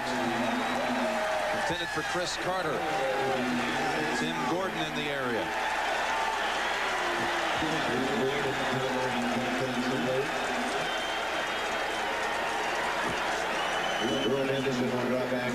Watch Zimmerman now, 65 on Tippett, 56. See, he stays in front of him. That's what his responsibility is. Make sure you stay in front of him and keep him off the quarterback. That's exactly what he did. That's the first possession today where the Vikings failed to pick up at least a first. Harry Newsom, that football was touched. It's a free football.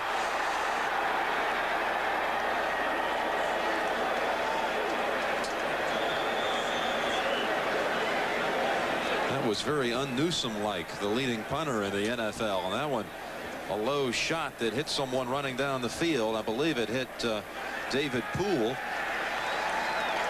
but recovered by the Patriots.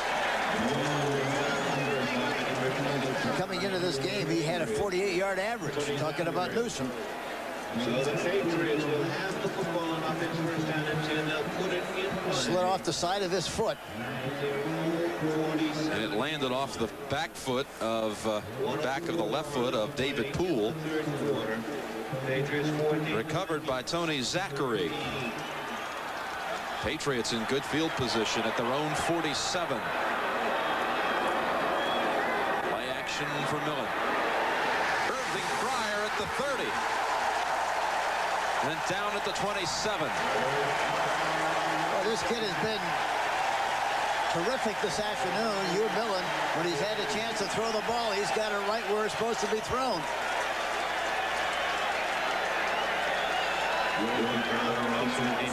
Good protection. That offensive line has done very well this, against a very good defense. A break-in pattern, and he throws it right at the numbers. Good execution on the play to Fryer. Leonard Russell on 1st down. Gets to the outside. Gets away from Dolman. And Merriweather, look at him go. Felix Wright inside of the 10. Makes the saving tackle to knock him out. You talk about a good read and good speed. Watch the way he runs that play right up over the left tackle and then bounces to the outside. Look at Dolman trying to catch him from the backside. Doesn't get it done. And also Merriweather. He runs right by Merriweather on the play, didn't he? I'm really surprised Merriweather didn't get a better shot at him than that. Yeah, he didn't look. He looked like he was surprised to see him out there. It looked like he might have thought that Goldman was going to make the tackle. 23 yards on the run. The Patriots in scoring position. And our coverage will continue after this message from your local station. Through 3 quarters, Patriots by 1. You are watching the NFL on CBS.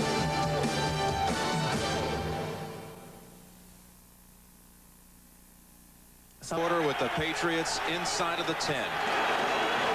First and goal from the 4.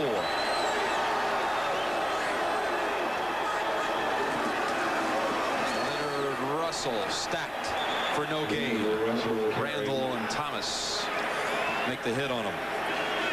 In the last 12 home games, the Patriots have won only once.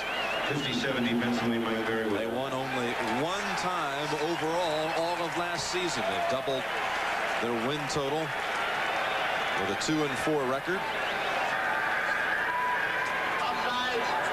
McPherson on the sideline, talking to the coaches, talking to the players. He's into this game.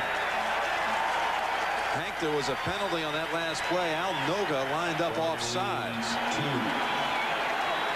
So they'll replay the down a little bit closer to the goal line. First and goal from the 2. Ivy Joe Hunter is the fullback. Leonard Russell the tailback.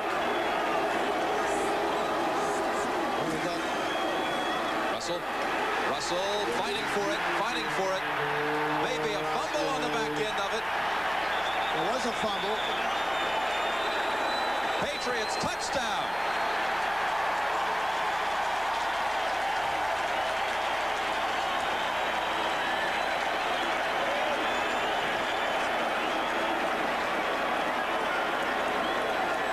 We saw one signal for a touchdown.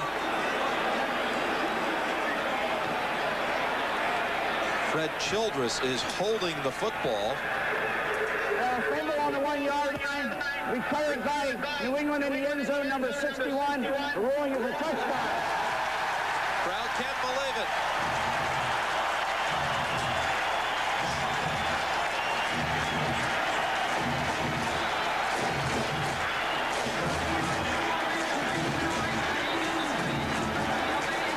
Expect this. Fred Childress, number 61, on the recovery for the touchdown. Boy, that's something, isn't it? Watch the ball pop out of there here. I thought the play may have been whistled dead, but you see Childress bring it around from the backside, and he has it recovered for the touchdown. Yeah, he puts a vacuum sweeper on it from the backside. Is right. He sucks it right out of there, doesn't he? See, Russell actually was trying to extend the football across the goal line. That's not a real smart play with that many bodies around you. Not that many big bodies around you. That's right.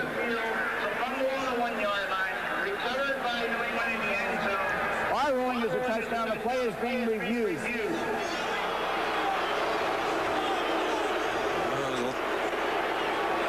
Look at it upstairs now. 1991 Patriots yearbook is available to order. Begin your copy by sending a check or money order for $6 payable to Patriots yearbook. Foxborough Stadium, Foxborough, Massachusetts.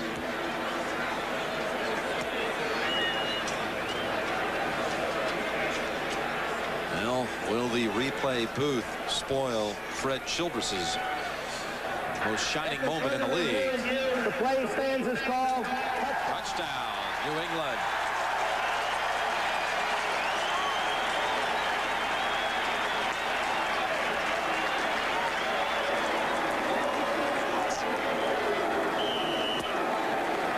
Now the extra point that can make it 8. Oh, what a big miss. Blocked by the Vikings. Mike Mays with the block, who was just signed this week. Oh, he's got to be happy about that. The Minnesota Vikings 13.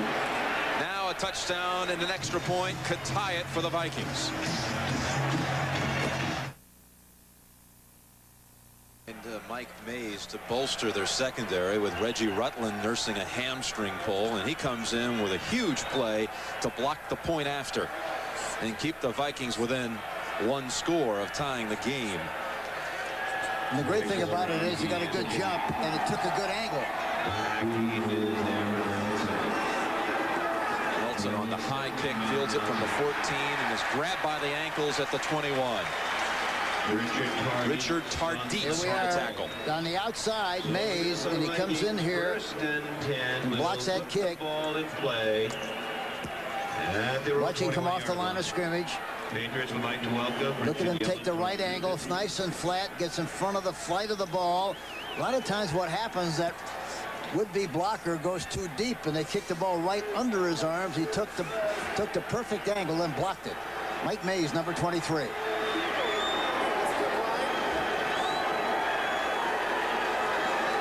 Walker and Allen now. The pair of backs sweep with Allen for a loss. Vincent Brown manning that side.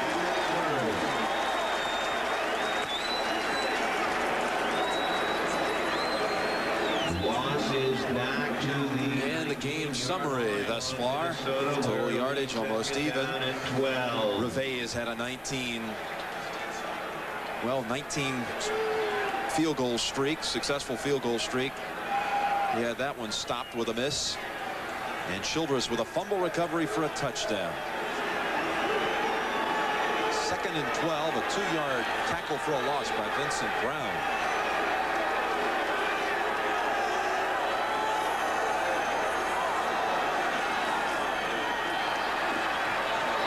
Oh, almost intercepted. Mickey Washington couldn't find it. In the area of Anthony Carter. I tell you, that defense is playing so tight up there, they're suffocating the offense. They gotta get it up the field more than they have.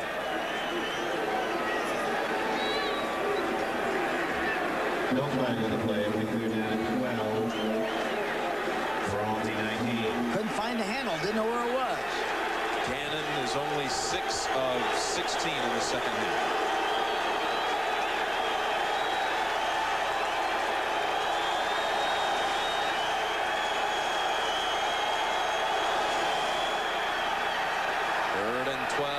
Chris Carter shakes off one defender, and what an effort to get the first. Broke away from David Howard. That's twice today we've seen Chris Carter make that kind of play to pick up big yardage. Broke away from Howard and Henderson. First down, Minnesota. Looked like there was no way in the world he was going to be able to make the first down, but a great effort on his part. Look at this, New Orleans 23-7 now. They must have been aggravated about them scoring. Carter over 100 yards receiving for the 2nd straight week.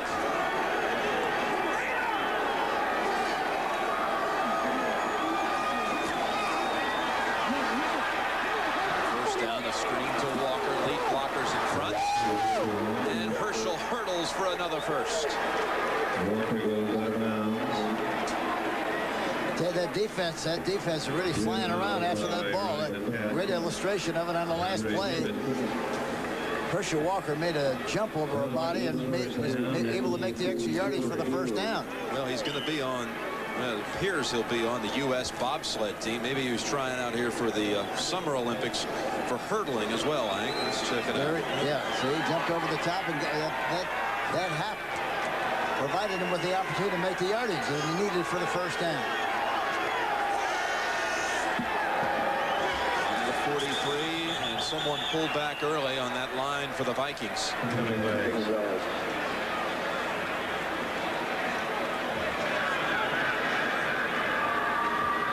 Start, 69 offense, moving prior to the snap. Todd Kalis moved a little early. The official training crew of the National Football League was sponsoring today's card giveaway here in Foxborough. 12 minutes, 10 seconds remaining in the game. A 7-point New England lead.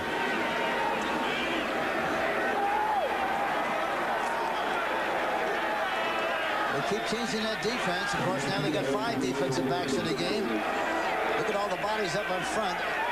pretending like they're going to blitz. Usually when they come up, they don't. See, they don't. They back out of there, try to confuse the quarterback, and they've done a pretty good job with it. That's a sack. Tim Goad had him by the ankles first, and Ray Agnew helped out. I tell you, the movement by the Patriots defense has confused the offense a little bit, especially the quarterback. It looks like he doesn't know where to throw the ball. Not many cracks, and not much time back there to throw the football. See, they set up, first of all, like they're going to blitz, then they back off with a 4-man rush. Third loss is back to the 33-yard line. Still doesn't find anybody open. The coverage is good. He's running for his life. He has no chance, no time to do anything. Second down and 20.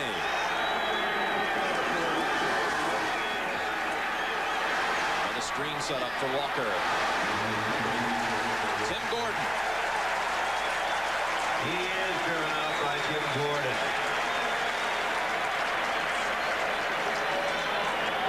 You talk about a good angle, a good effort, good pursuit, good hustle. Gordon, number 41, came in from the inside and made the tackle.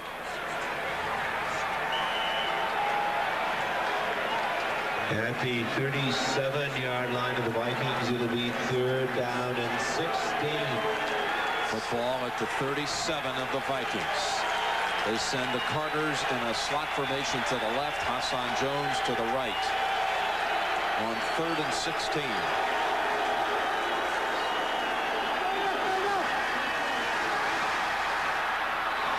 Batted away by Mickey Washington.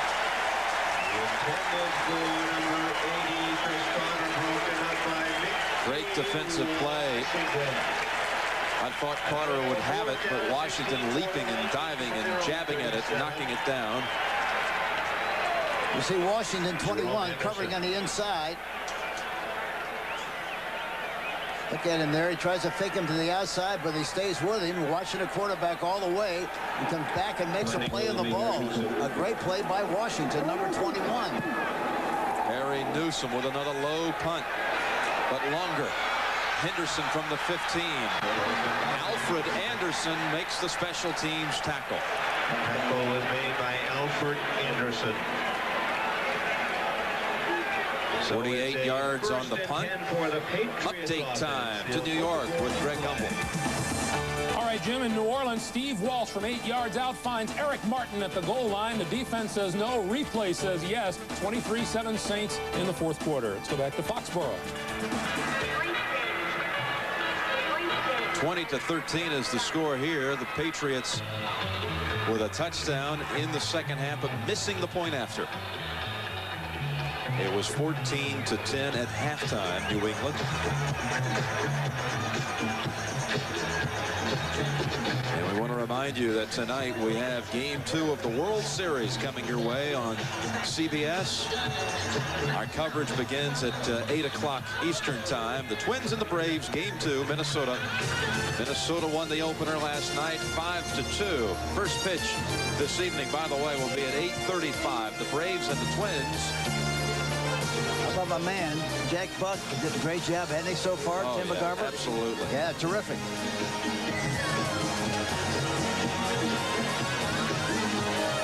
Buck and McCarver with the game action. Jim Cotton will help out. Pat O'Brien on the pregame. That's tonight on CBS.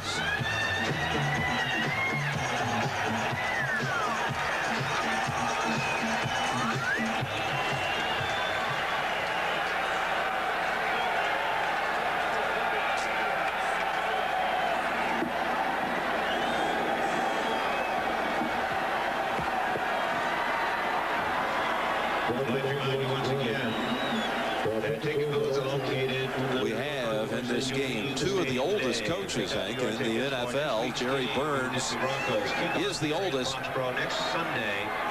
He is 64, and Dick McPherson is the 4th oldest at age 60. I hope I look that good when I'm that age. Yeah. You still have, what, another 10, 12 years to go, don't you, Hank? The only thing about it is McPherson, he doesn't know how old he is. From the 14, first down play with Russell. Somersaults to the 16. Russell. chopped under by Ken Clark, a Boston native. Defensively. Russell gets to the 16-yard line. It's a pickup of 10 minutes remaining in the game at Foxborough Stadium. 45,000 on hand. The Patriots going for their 3rd win of the year. Minnesota trying to even its record at 4-4. Jim Nantz along with Hank Stram.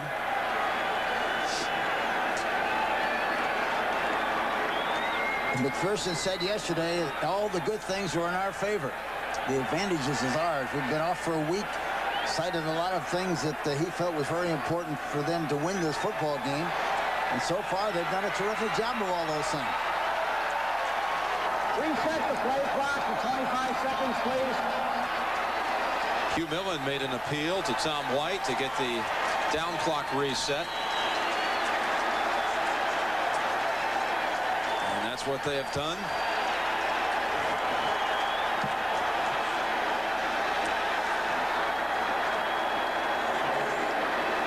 Second down and 8.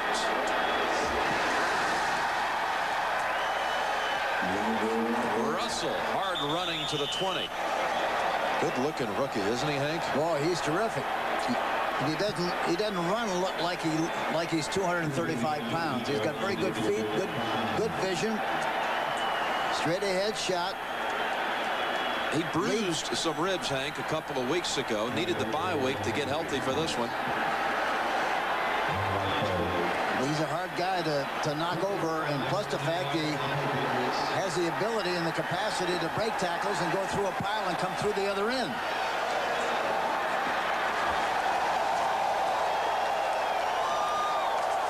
Third down and 5.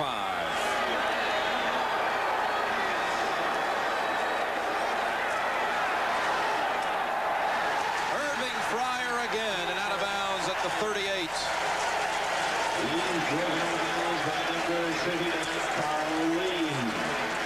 It's a first down, Patriots. Here we are behind the quarterback. Fryer coming from left to right. They spot the ball at the 38-yard line. They have a crossing pattern. The ball's thrown beautifully. Lee covering man for man all the way across the field. Got a big jump on him, and I tell you that Fryer, he's good to look at. He's a terrific player. Been in a lot of trouble, but he can play. Well, Dick McPherson said he's been an altar boy this year. And the running play with Russell. Broke away from Mike Merriweather at first. Irving Fryer with his 8th career 100-yard game, having a big afternoon. He's a talent. There's no question about that. And the thing about him is, anytime he gets his hands on a ball, he's got a chance to jam. Second down. Well, they've got another wide receiver with great talent, Hartley Dykes, but he's out for the year on injured reserve. He busted his kneecap. Second down and 6. Leonard Russell for about 3. Merriweather and Clark combining on the tackle. Mike Merriweather along with players marvel at the way Merriweather works in practice. They all say they've never seen anybody work as hard consistently as he does. And linebacking coach Maxie Bond said he's the hardest single working player I've ever seen. And I've been around the NFL for 31 years. Maxie Bond talking about Mike Merriweather.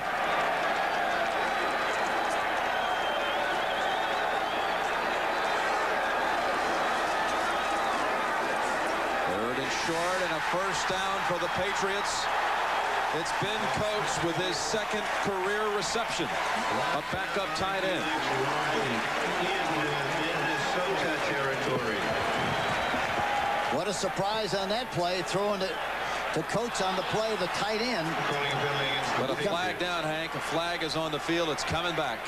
He only caught one ball coming into this game, and that's for 6 yards.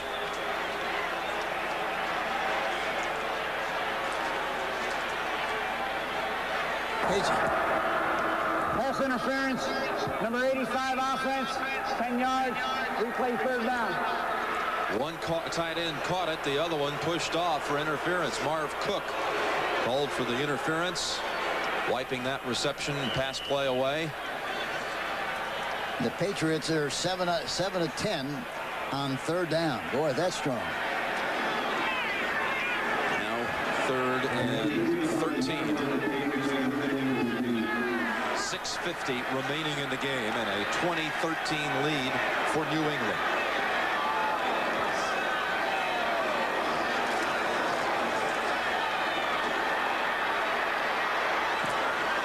Batted away and incomplete.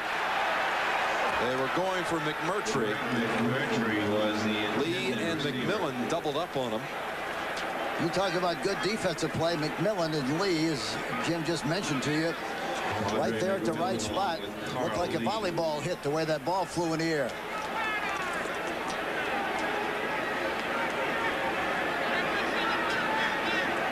See, they're looking back at the quarterback, and they read who he's throwing the ball to. They got him inside, outside, double cover, inside, outside on the play. McMillan and Lee. Yeah, I think Lee on the outside actually got the fingertips on it to bat it away, forcing McCarthy to punt.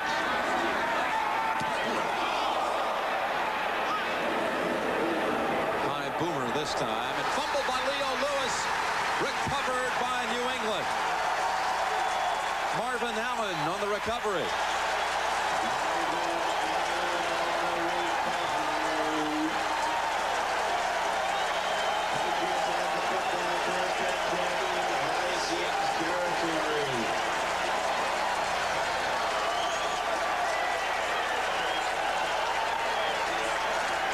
It didn't look like he saw it. All it went in his arms. It all into his hands. They spotted at the 20. Marvin Allen recovers at the 23 of Minnesota.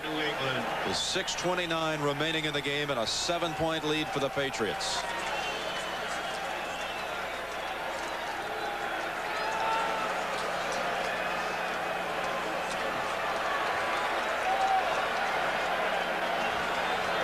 Two tight ends in the game. Coates on a wing to the left. Russell spins away,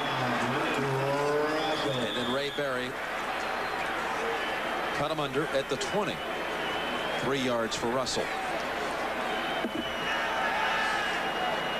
I still don't think that New England has run as many draw plays to that left side toward the split inside as they should have. There's a big hole there, but they haven't really hit it from that formation. Minnesota, a pickup of 3. It'll be 2nd down and 7. Under 6 minutes now. 2nd down and 7. As they now offset Hunter in the backfield to the right, bringing the motion. Oh, great hit. Joey Browner comes up. And Russell. Yeah, he's been close to the line of scrimmage. He's like a linebacker playing safety. He's big and he's strong and reacts extremely well to what he sees. And when he dings you, he really dings you. He lost a yard on the play back to the 21. There you see him. Look at the angle. It'll be 3rd down. Look at the angle that he took right in the gap as a lineman released downfield trying to make a block. Nick Henry Thomas put a little extra pop in the pile on Russell. 3rd down and 8.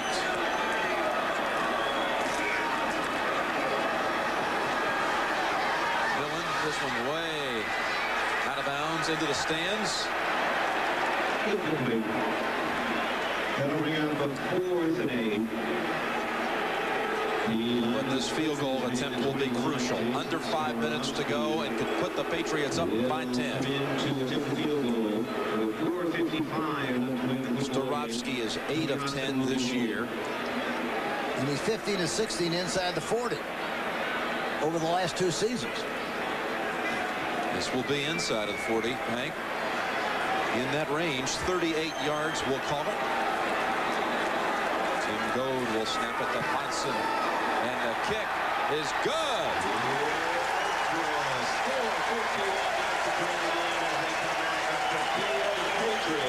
4:51 remaining. The Patriots by 10.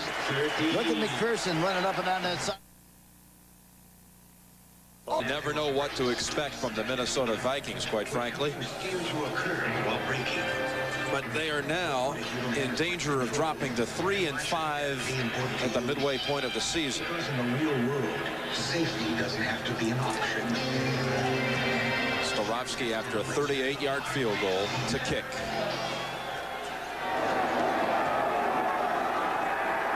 Nelson from the 11.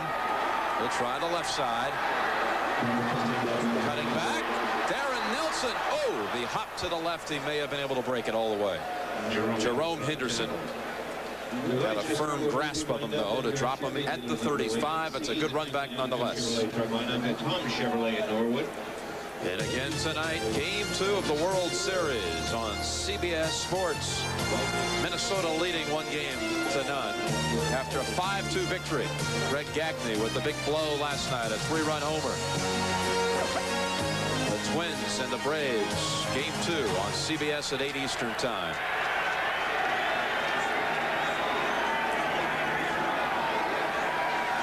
Pumping and throwing, incomplete.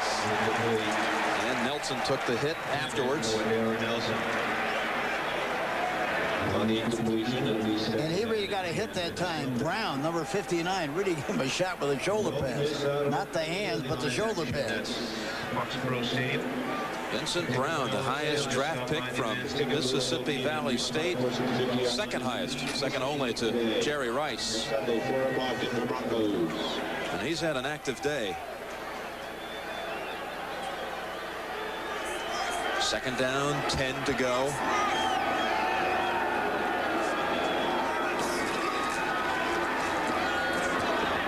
Left side, Carter. Oh, they say he stepped out at the 38. Well, I tell you what they've done. They've really made the Minnesota Viking offense jump on the turtle's back and travel very slow. They haven't been able to generate any kind of a vertical offensive scheme at all. Every time they catch a ball, they got people. The Patriots defense has them in front of them, and they have a great chance and a great opportunity to make tackles and prevent them from running with the football and making big yards. 3rd down and 7.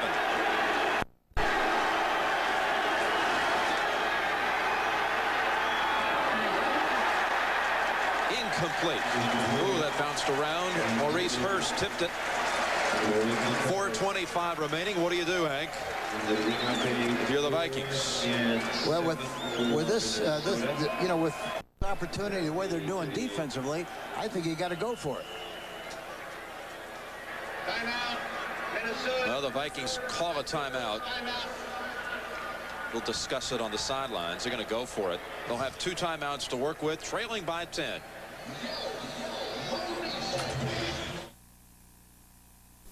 Oh, I really appreciate your... 4th and 7. And the Vikings change their mind in the timeout. And no fake. It's Newsom punting away. A low one, but a favorable bounce. That runs out of gas at the 20. The Patriots ball, 1st down and 10. Scores around the league. So 41 yards to Newsom's stats. New York Jets 17. Saints 2.5 minutes away from being 7-0. Houston's only loss of the year was to the Patriots. And the Jets even their record at 4-4. They'll put it in play at their own 21. Don't forget tickets as you leave the stadium today. On sale. We'll stay with that backfield of Hunter and Russell. Line them up in the eye with 4:13 remaining. They ought to run left if they run. Let's see what they do. Ooh, started up the middle and tried to veer, but too much penetration. 1-yard loss for Russell. Clark gets in the gap there and makes the tackle. Never hear much about him, but he really does a great job. Number 71.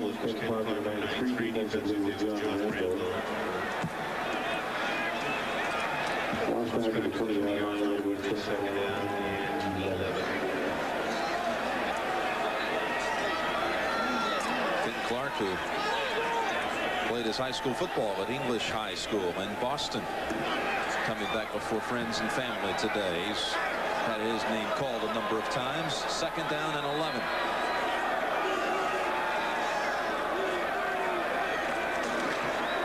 Here they run left.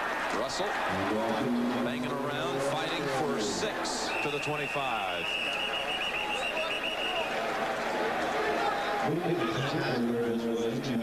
Hugh Millen coming over from Atlanta, plan B, but part of the deal also included Lisa Coles. There she is. She is Hugh Millen's fiance and the cheerleading coordinator for New England. And we talked about a new New England. She is the one who has implemented the cheerleading squad for the Patriots.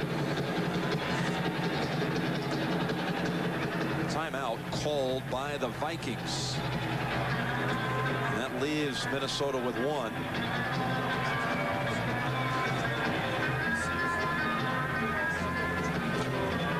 Well, tonight on CBS, the scene of the crime, a bus stop in London. The murder weapon, a poison umbrella. Who done it? The KGB knows who done it. 60 Minutes tonight. Sounds like a good mystery story on 60 Minutes. Then game 2 of the World Series, the Braves and the Twins.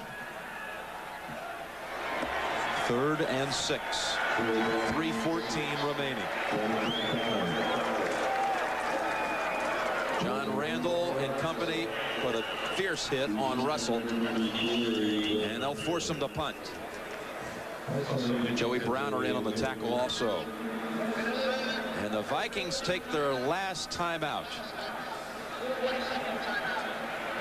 Last timeout called by the Vikings.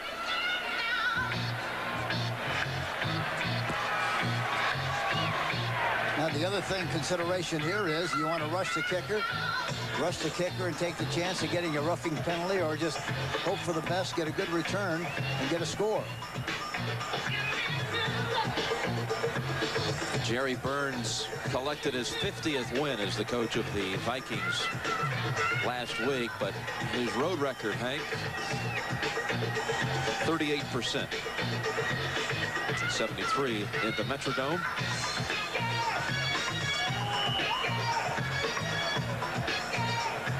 And so far this year, away from home, Brian Hansen is the Vikings, the 1 win on the road came at Atlanta. Leo Lewis.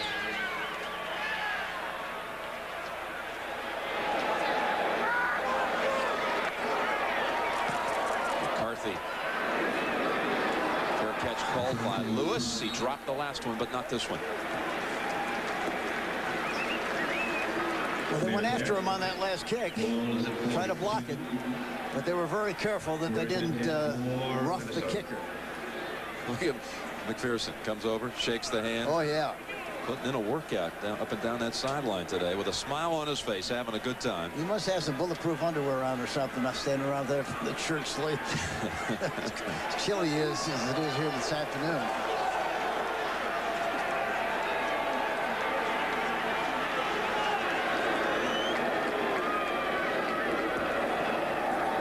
On the slant, Jones into New England territory at the 48. Hassan Jones. And Howard making this stop at the 42. And that's enough for the first down from the 48. Same play to the other side, and Anthony Carter wrapped up by Richard Tarditz, a Frenchman who will actually be performing for the bobsled team from France in the upcoming Winter Olympics. And over to Jordan, enough for the first at the 35.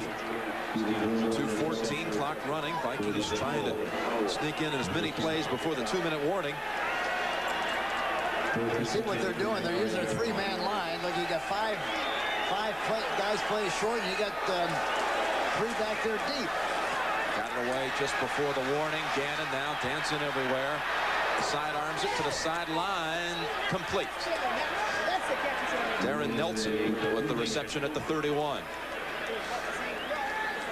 You see, but they're making them travel slow. They're keeping everything in front of the defense to make sure if he does make the catch that they can't run with the ball very far after he does make the catch. I tell you, the Patriots have done a terrific job here defensively, and you have to give Joe Collier a great deal of credit.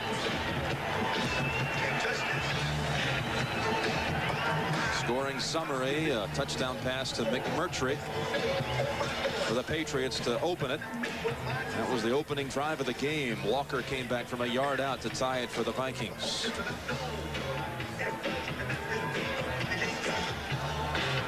Leonard Russell, after Irving Fryer's reception, set up the Patriots, scored from a yard out.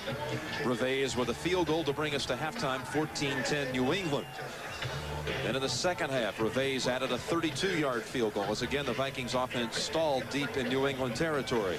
Later, the Vikings attempted a field goal to take the lead but missed it. New England scored on a fumble recovery, then a field goal by Starovsky.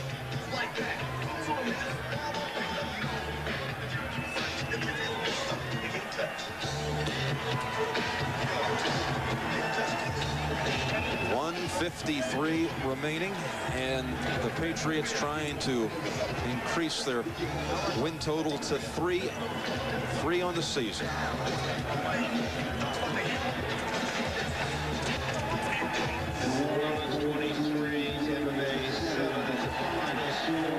You know, I talked a minute ago about the young man from Biarritz, France, Richard Tarditz. Played his college football at Georgia, was a rugby player over in Europe. He's had a couple of tackles today. Battle of the bobsledders, Walker and Tarditz. They'll be meeting in Albertville. Second down and 6. The Vikings on offense, 1:53 left to play. Patriots leading 23-13. So no timeouts for Minnesota. Have the football at the 31 of New England. The Saints now, that game has gone final. And New Orleans is 7-0 on the year. And their defense has just been magnificent. And I think their offense is coming on a little bit. I don't think they had Hayward ready to play this afternoon. Never played any game, and I don't think Bobby Hebert played at all either. Well, we saw a thrilling finish a couple of weeks ago, Hank, with Detroit and Minnesota. Maybe the Vikings can do it the other way. And here's Darren Nelson crossing him up inside the 20 and out of bounds to stop the clock. Chris Carter with a nice block downfield. We've been talking about running that draw play several times during the course of the game. As wide as the defensive ends are rushing, look at that big hole. Way out to the outside, Zimmerman does a good job of blocking the defensive end. And look at him go down the sideline and make a big play on that particular draw to the left. 27 yards, first and goal from the 4. To Chris Carter. Oh, he made the catch, but out of bounds. What an effort, though. Chris Carter. And some jawing with Mickey Washington. Watch the catch by Carter, who, by the way, has a career-high 9 receptions in this game. And look at the concentration. And, of course, the other thing you don't realize about Carter is the fact that he's 6'3". That may be a touchdown, Hank. They've got to look at that one. They've got to look at it. It looked like he had possession. Question about his feet. And they stopped play, helping the Vikings, in fact, because the Vikings got back to the line of scrimmage. Now they'll review it upstairs.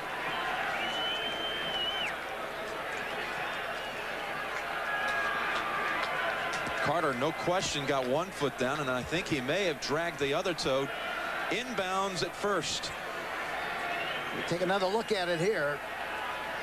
Look at the concentration. Look at the There's kick. one. In. Is the player caught the ball out of bounds, and he was out of bounds on his own momentum. Can't tell with the left leg. No, that's the one. That's the key, the left leg. The other angle gives us a better view. Here it is. Now watch. The right foot is in right there. Second one, is that touching back there? Can't tell. You really can't. I can't see it.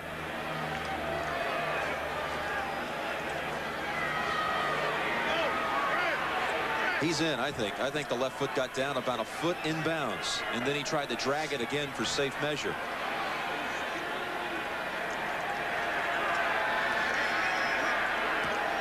Let's check it from the back of the end zone now and see if at first he got the left leg down about a foot in bounds. The right foot, there's no question, is in. Yeah, that's in. Didn't? No. You don't have to worry about that when it's just the left foot. I think he stubs it. Well, I think that replay says that he's out. After further review, the play stands as called. Yep. Incomplete pass. Second down.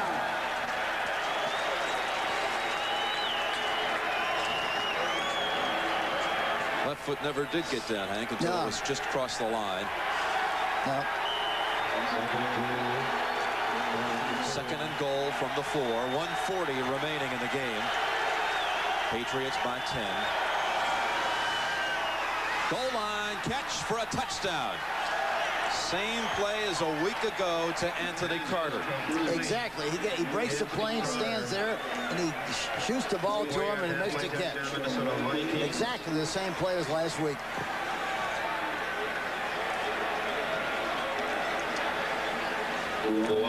Watch A.C. Carter, number 81, right here, corner of your screen. Watch, he takes him into the end zone. Doesn't have enough room to come back for the ball or anything. The ball was thrown a little bit to his inside. He made the catch, touchdown. Rivers with the extra point. 3-point game. 3-point game with 1:37 to go. New England 23 and Minnesota 20. Remember, the Vikings have no timeouts. It'll all come down for them to an onside kick. Vikings 20. Crowd at Foxborough knows what's coming up. The onside kick try by the Vikings. After a touchdown pass to Anthony Carter, Minnesota left with no timeouts. They must recover this one, or they'll drop to 3-5 at the midway point of the season. Jim Nantz along with Hank Stram. And this was the same kind of situation where the Vikings lost a game 2 weeks ago to the Lions. In that one, the Lions recovered a crucial onside kick. Same formation, exactly the same formation. 9 guys on the left and 2 on the right, the kicker and another one.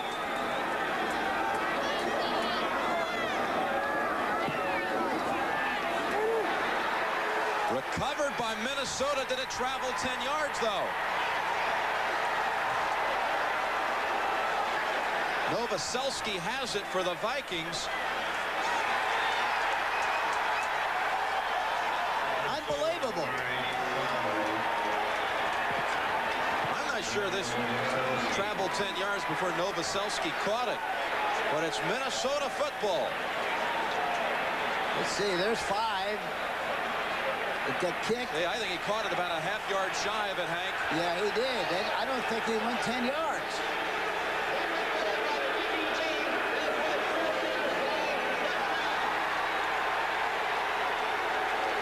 And Dick McPherson's pointing to the giant replay screen in one end zone.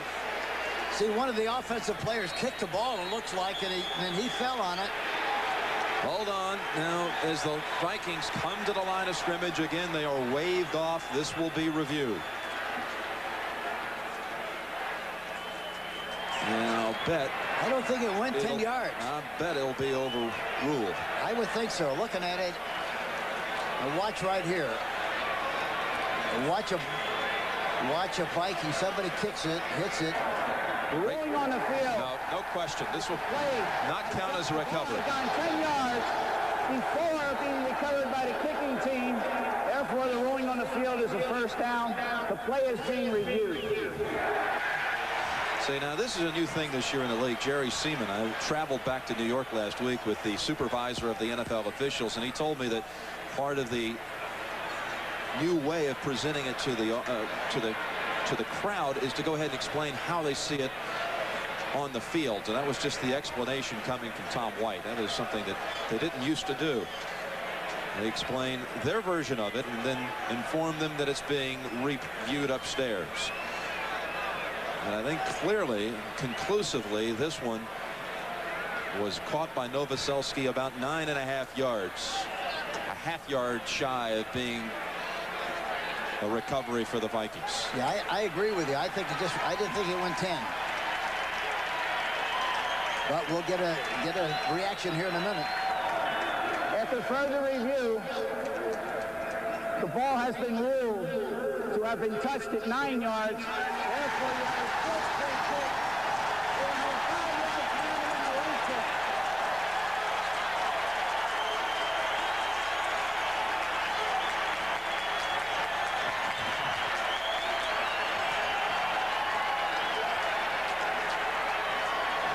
That's exactly what happened. It did not go 10. It was touched here. You see, and it bounces and recovered beyond the 10-yard area. Well, Minnesota fans, don't despair. Don't give up yet. They will re-kick it, this time from the 30.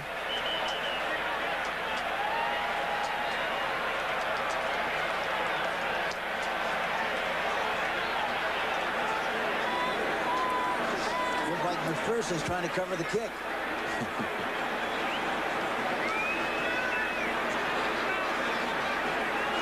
There he is. Gotta give him a big baseball glove. See if he can catch one. Reveiz really executed that last onside kick quite well, Hank. It was just a split second away from being just right. Now, here we go. Free football. Solomon Wilcox for Minnesota. Incredible. Is that something? Recovered by Solomon Wilcox of the Vikings.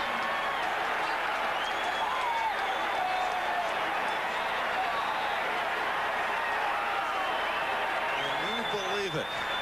Can't believe it. And they even got a lot extra yardage off of this deal because it squirted right through the whole wave. Look at how high it bounced over the top of everybody.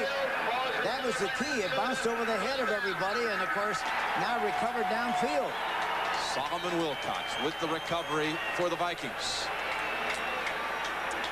And that was not touched until it crossed the needed 10 yards. And the key was the fact that it bounced over everybody's head beyond the 10-yard area.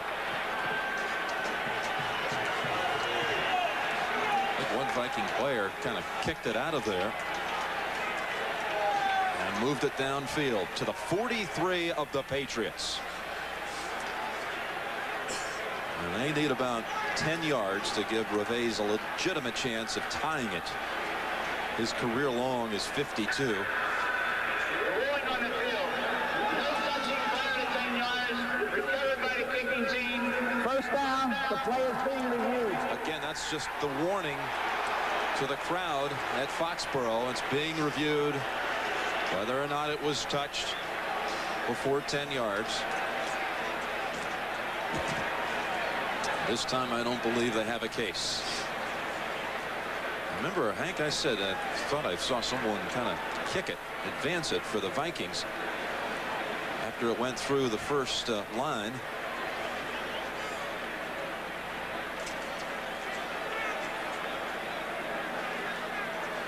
Oh, actually, Fred Marion's leg whipped around and knocked the ball downfield. So Fred Marion of the Patriots helped advance it, actually, for the Vikings. And Fuad Reveiz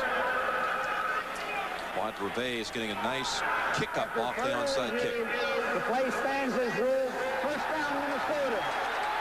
You know, the other thing that's interesting about that formation, you got 9 guys over there going down the field attacking, you know, the Patriots. It was hard to try to recover the ball with all those bodies flying down at you. So another meeting by the officials. Come on, boys, let's let them play. Long enough already. They've been talking it over. Vikings without a timeout.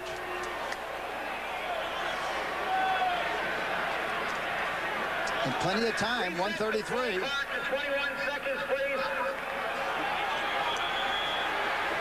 They reset the down clock from 16 to 21 seconds. That's what they're stumbling over. An extra 5 seconds on the down clock. Wide Revés. Pulled it off twice, actually. Got that football to jump up in the air on the onside kick.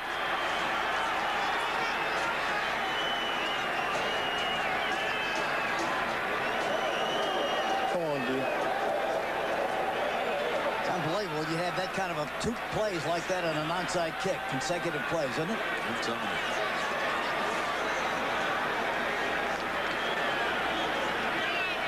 It's the only chance they had. Never would have gotten the ball back. Minnesota's ball, 1 and 10 on the 44-yard line. First down. All right, at last they're going to let him play. From the 44 of New England.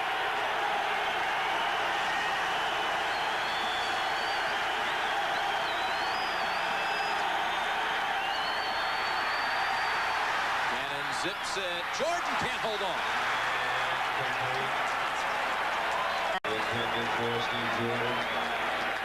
6 drops now today by Viking receivers, a couple of them by Jordan. Yeah, they had a slot to the left side to clear out the area, and then come bring Jordan across the middle. He usually catches those kind of balls. Any of the action here at Foxborough. Tickets are on sale as you leave the stadium today. Next Sunday, John Elway, the Denver Broncos. Hassan Jones to the right. Chris Carter in a slot right. Anthony Carter to the left.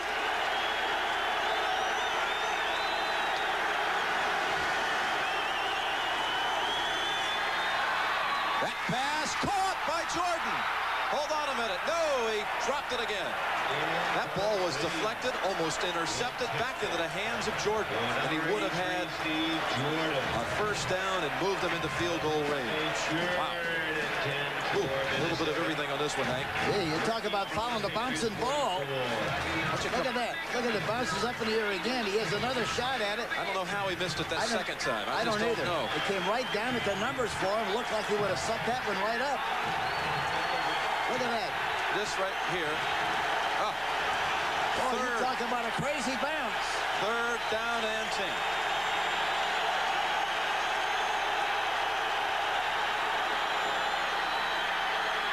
Hassan Jones for the first down at the 31. Hassan Jones. David Poole on the tackle. That'll be a first down for the Vikes. As the clock approaches 1 minute, they're in Revés range now to tie it. They'll go for the win. Ooh. Nelson skirting to the outside and wisely gets out of bounds. Sarah Nelson carried. Boy, did he have a hole on the left side on the inside of the defensive end.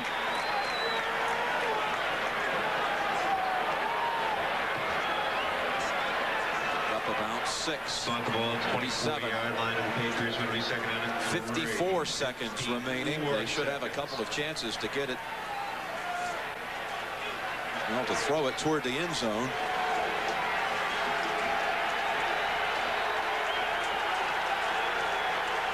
The Carters to the left, Jones to the right. Nelson to single back. Again, they run it with Nelson. First down, and more. Bangs down at the 11.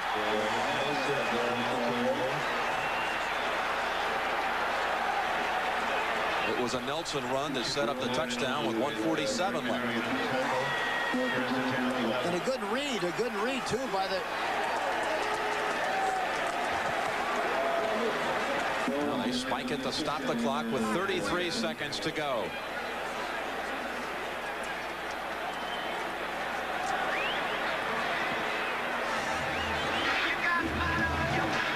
Hank, we have seen and we have covered the Vikings 4 of the last 5 weeks, and if there's one thing that has been a constant, is the players and the coaching staff saying they needed one big lift, something crazy to happen in their favor. Yeah, this would be that case. This would be the kind of win that could turn your whole season around. Yeah, that's right, to get them over the hump.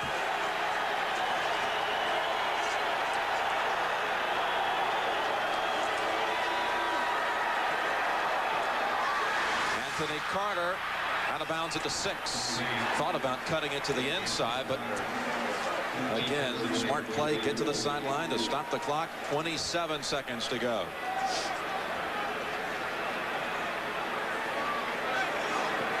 That really was a good move on the part of A.C. Carter. It looked like you mentioned, Jim, it looked like he took a look inside like he was going to try to get more, but he wisely jumped out of bounds to stop the clock. Again, no timeouts remaining. 3rd down and 5 from the 6. They got a one-on-one on the left side. They might try to go up on top and try to run the fade pattern.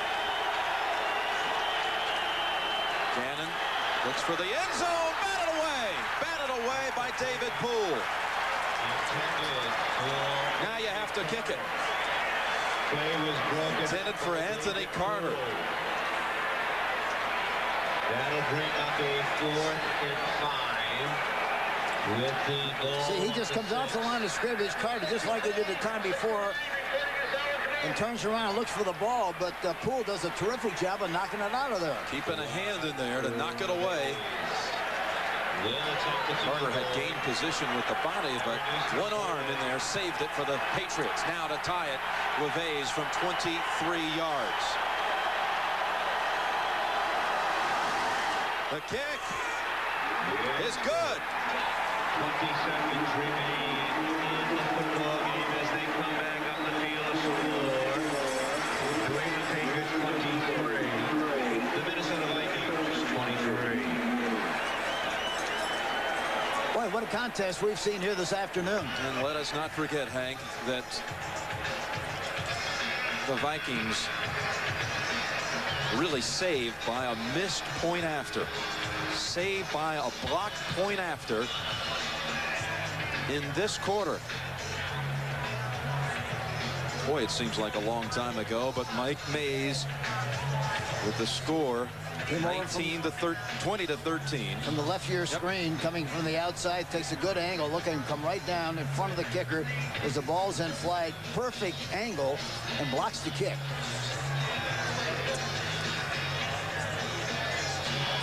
You're unbelievable. 20 seconds remaining in regulation. Every time Reves has kicked today, has kicked off, he has squib kicked it, keeping it away from John Vaughn, who ran one back for a touchdown earlier this year, a 99-yard run back.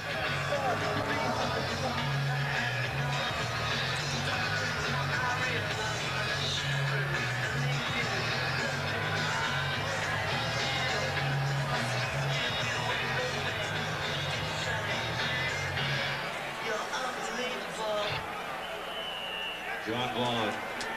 Sammy Martin, the back deep. Wad Reves. Well, the Patriots deep backs have in fact moved up to the 10-yard line, expecting another squibber. And actually this time Reves drills it toward the corner, and the flag comes out. Kick goes out of bounds at the 1-yard line.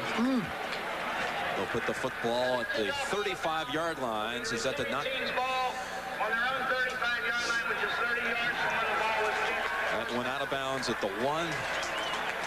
It's a good starting point for the Patriots with 20 seconds to use up any time, and they do have 3 timeouts. They have all of the timeouts they'll need.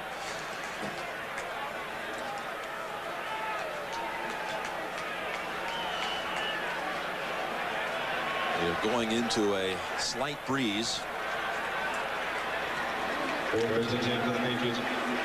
to pick up about 30 yards. And the nice thing about it, with 3 timeouts, they can throw the ball any place they want. Marv Cook, short route, heading to the sideline, and he made it.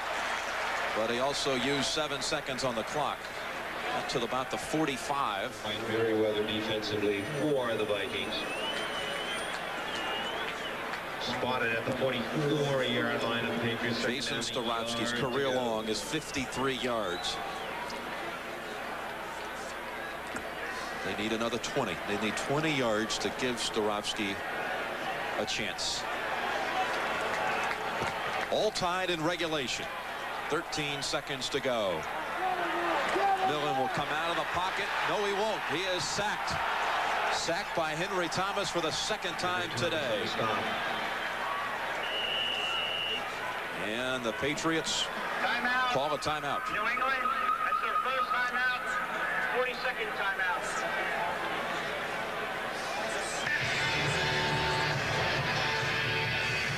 One thing about the Patriots on the other side of the ball, Hank, they again, once New England saw the Vikings get inside of the 20, they kept them out of the end zone. They've done that 3 of the last 4 times today. Minnesota has been inside the 20. They've had to come out for a field goal try. Yeah, Minnesota's had good field position, as you mentioned, and were not able to punch the ball in for the touchdown. Had to settle for field goals. Finals today, the Saints won. Houston's 5-1 with a victory. The Jets even the record at 4-4. You know, the Jets and Seattle are both playing well. Seattle's coming on doing a good job too. I didn't think they'd play as well and have the ability to do what they've done so far this season. And of course, the Jets have done extremely well. The Rams and the Raiders, 7-7. 8 seconds away from overtime.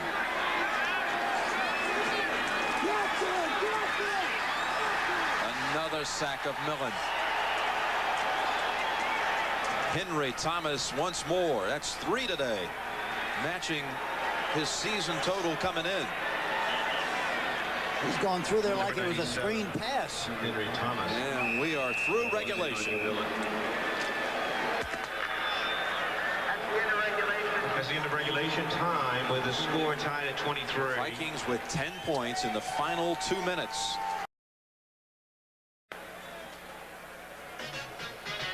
Well, we're going to see the coin toss in just a moment. We are now in part of that 3-minute break. Each team given 2 timeouts. As we check our overtime rules, and it's a 15-minute period. Of course, the first team to score wins. Final scores around the league this afternoon. Seattle Seahawks 27, Pittsburgh Steelers 7, New York Jets 17, Indianapolis 6. Greg Tippett, captain for the Patriots. Let's listen in.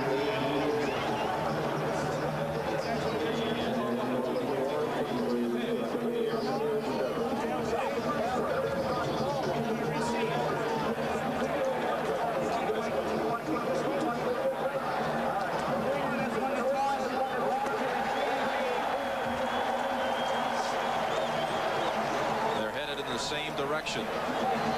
Right to left. Overtime. We'll get it underway when we come back.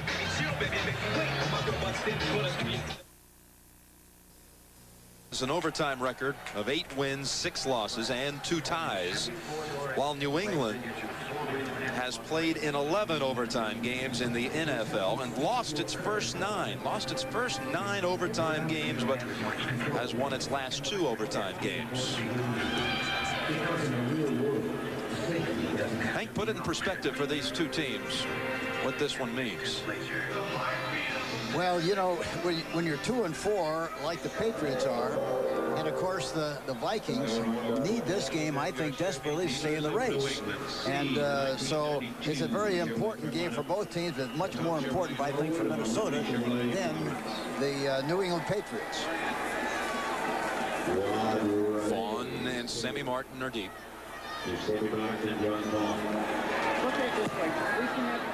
Another kick that will get there on 1 bounce. Sammy Martin twisted down at the 23. Defensively, it was Ivan Caesar on the tackle. Ivan Caesar on the tackle, a rookie from Boston College. In overtime, have the ball at their own 23.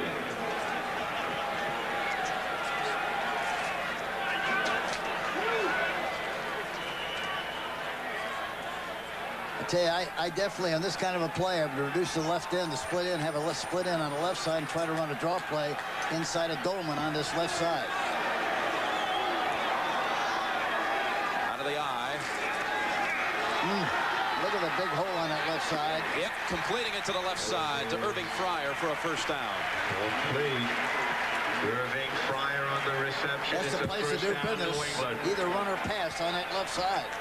They spotted at the 34. Look at the pass protection on the left side. Look at Dolman go way beyond. Look at all the room on the inside of Dolman from a pass standpoint or a run standpoint. A lot of space between Fryer and Carl Lee. First down running play with Russell spinning away twice. Finally, Dolman comes back along with a group of Vikings to stop him near midfield. Rookie Pat Harlow on the right side helped clear him. Draw to the right side. They spotted at the Patriots 48, where it'll be first and 10 New England. Good blocking up front. Right guard, right tackle, Pat Harlow, number 77, involved in a good block. It's Russell again, this time for about 3.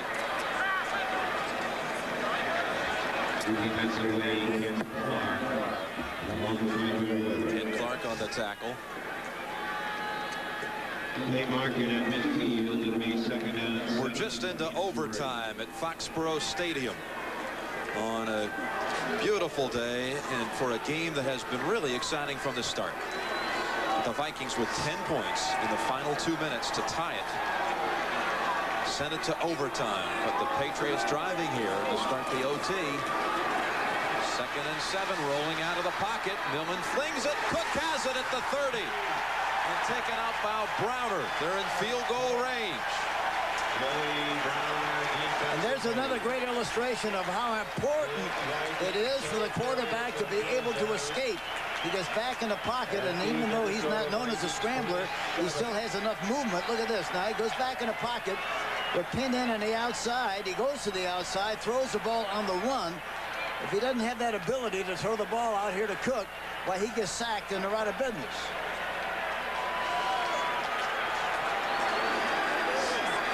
Now we might see another draw play. On the 28.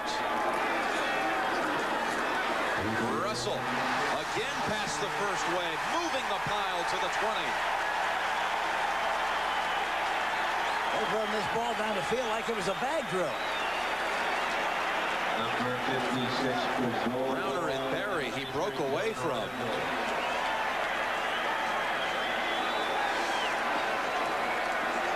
At the 20-yard line. Look at Thomas, 97, coming to the outside. He goes right inside of Thomas. He gets hit there, fights through the traffic, and is still fighting for extra yards. You know, I've said many, many times, the good backs, you measure their performance by how much yardage they make after they've been hit the first time. Second and 3 this time. No gainer for Russell. On the tackle. But from this point, it would be, if they failed to move it on third down, it would be about a 37-yard field goal attempt for Starovsky.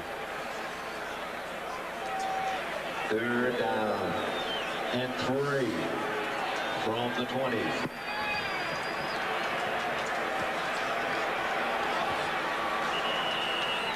And with the down clock running down, the Patriots call a timeout. They have 1 remaining in the overtime.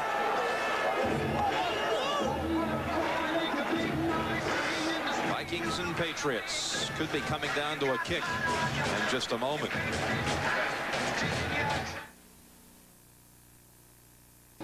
Well, he's telling me, make sure that you understand you got to get the first down. Don't take any chances. Don't make sure you don't throw an interception and don't get sacked. And Starovsky looking on. If they don't pick up the first down, he'll have a chance to win it. Third down and 2. And Russell. Ooh, that's close. But I think he'll be short of it. Mike Merriweather was reaching in, trying to take the football away from him. And they've already brought out Starovsky. Who was short of the first was Russell. Starovsky has kicked 1 game-winning field goal in his career. It was in overtime in 1988 against Tampa Bay.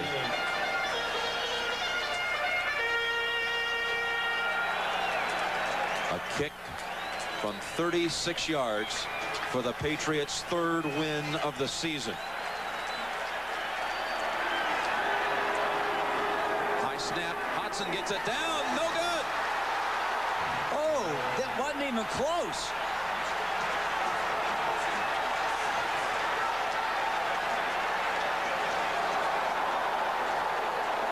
The snap from Tim Goad, Hank, was a little high. Hodson got it down. But they were out of sync from the snap. Yeah, it was a little high, but he got it down in good shape. There's no reason why. He just hit the ball badly. He just hooked it.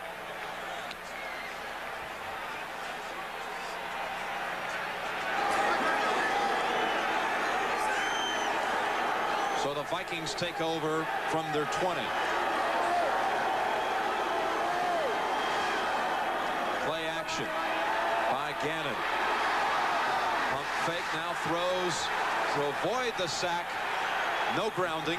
Pressure was put on by Tim Goad, the man who had snapped it on the field goal try the play before. Tim Goad applying the pressure on Rich Gannon. It'll be second down and 10 from the 20. You know, in a way, Hank, this game reminds me of the growing pains we saw for the Jets earlier this season in a game against the Bears, a game where you thought there was no way they could lose it. In this one, we've seen the Patriots miss a point after, allow the onside kick and 10 points in the last 2 minutes, missed their own field goal try, much like Pat Leahy had done for the Jets. You almost feel like it might be in the cards for Minnesota. But in spite of all that, they still got a chance to win the game. Talking about the Pats. Batted down by Goad. I tell you, it's amazing to me how they've been able to stop the Minnesota offense like they have. But they're playing a very soft zone, which is understandable, getting a good rush from 3 or 4 people at times. They're keeping everybody in front of the defensive people, talking about the backs and linebackers. They're not able to get anything. They're suffocated. That's such a big play by Goad because Carter was free from his man and would have had at least a first down. Yep. 3rd down and 10.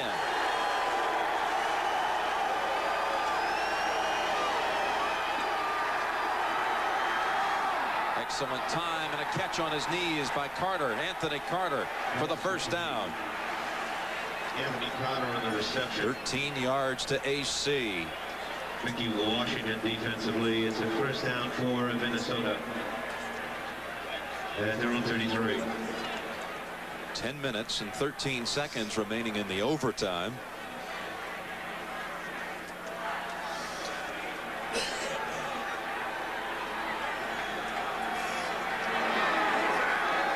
First and 10.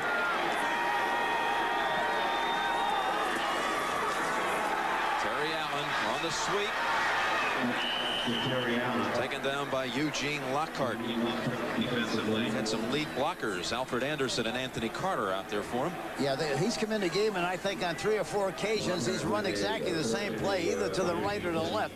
But he gives an added dimension from an outside standpoint to this team, and stretches that defense a lot more when he's in the game. Yeah, Eugene Lockhart, who came over from the Cowboys. Their leading tackler, the Cowboys' leading tackler. The last 3 years, he made the last play. 2nd down and 3. Alfred Anderson for the first down. Moving the chains at the 47. His first carry of the day, and it comes in overtime.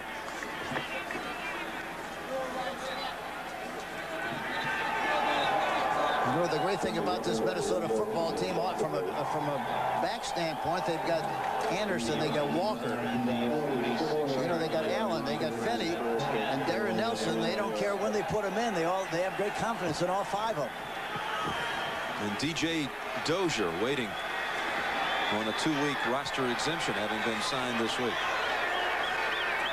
Where they'll play him, I don't know. But 1st and 10 for the Vikings. Play action for Gannon. Airing it out this time, and he's got a man down there. Oh, on the fingertips for a moment for AC. Maurice Hurst on the coverage. And it was good coverage. On the incompletion, it'll be 2nd down and 10 for the Vikings, working from the 46. Here we see the pass thrown downfield. He gets the one hand in there and knocks it out of there. Had it been thrown just a fraction sooner and just a little bit longer, he'd have had it. But a great play by Hurst, number 37. Yes, he slapped it right out of the hands of Carter, forcing 2nd and 10.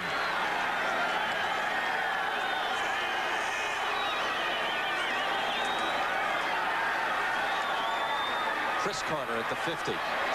5 or 6 yards short of the first. See, they run a crossing pattern with the idea and hope and expectation that he can make the catch and make yardage after he makes the catch, because he's a good runner.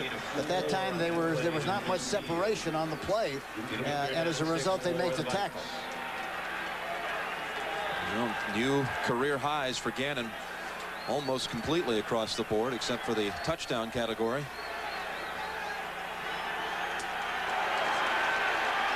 3rd and 6.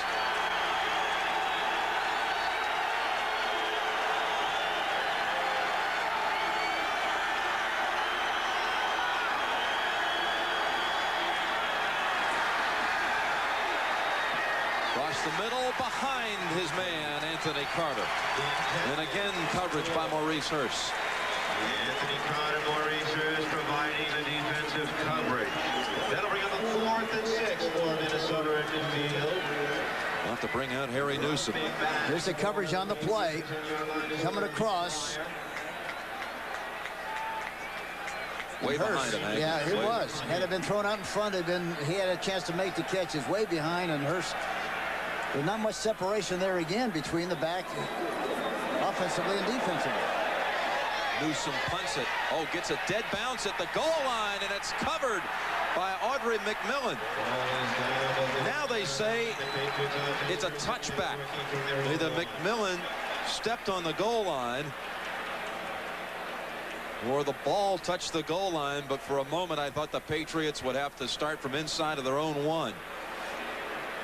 Audrey McMillan, and Newsom got that ball to just die on the first bounce, Hank. That's what you can do. That's what happens on grass. Touching the line, touching the line. They'll bring it out to the 20. See, on synthetic turf, that probably would have rolled into the end zone, but on grass, you got a chance for that kind of a play. Ball hit the line, so they'll start from the 20, midway through the overtime.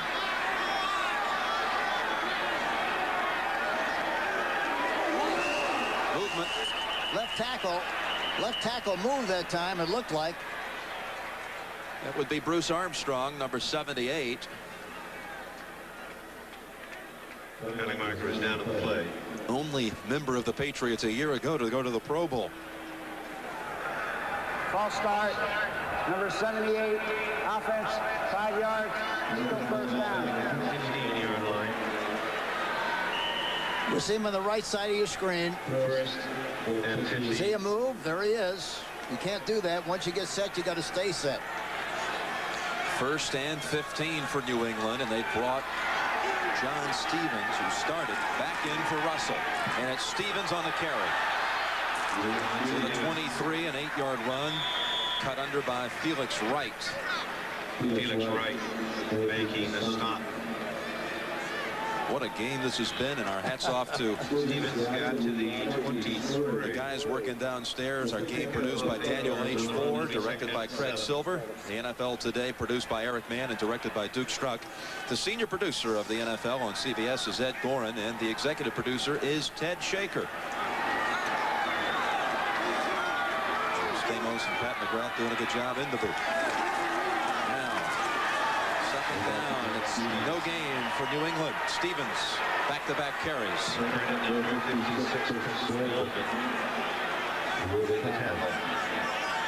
6:25 to go in the overtime. The 23-yard line.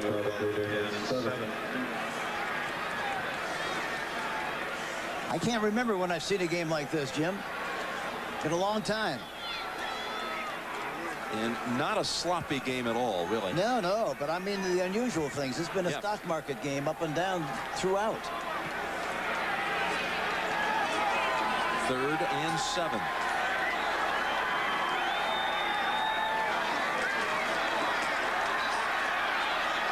Fryer to the 45. I'll tell you one thing, they didn't get much of a rush that time. Had plenty of time to throw the ball. Pat Eilers defending fell down, and then Todd Scott had to drag him down. 1st and 10, Patriots at the 45. A new career high for Irving Fryer, 8 catches today for 152 yards. Chris Carter and Irving Fryer, 2 good receivers, matching 80s with their career highs. And here on 1st down, John Stevens will lose yardage. Felix Wright. Felix Wright.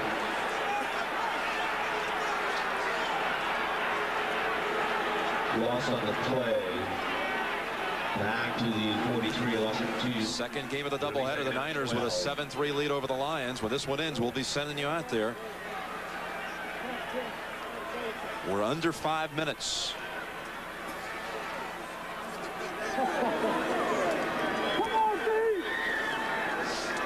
It'll be 2nd and 12.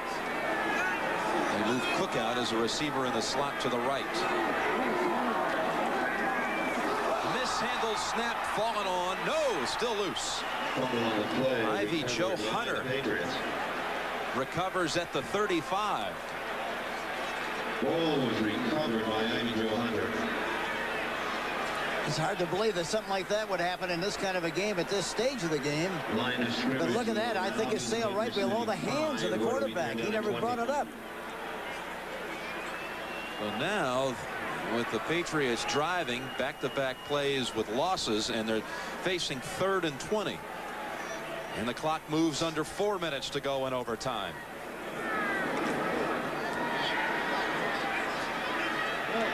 Back to the shotgun for Hugh Millen.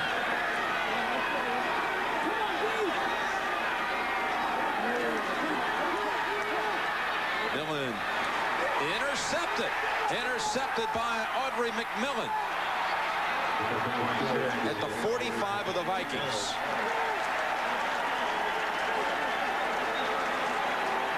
.334 to go in overtime, and the Vikings have the ball back at their own 44.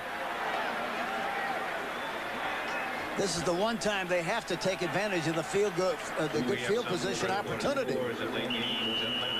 7, Phoenix 3.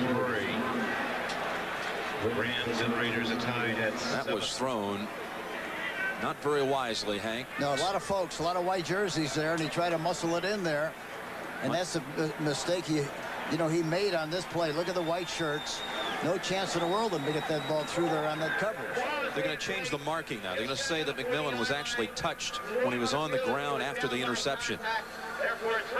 So that moves the football only back 4 yards from the 44 to the 40.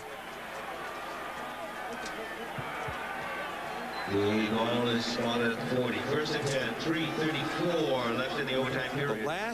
Now that we're moving to 3.5 minutes to go, the last tie game in the league happened in November of 1989.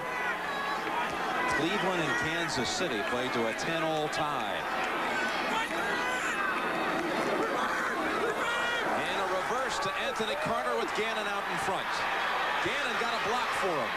And Carter stretches it out near the 1st down yardage. And Tippett made the tackle.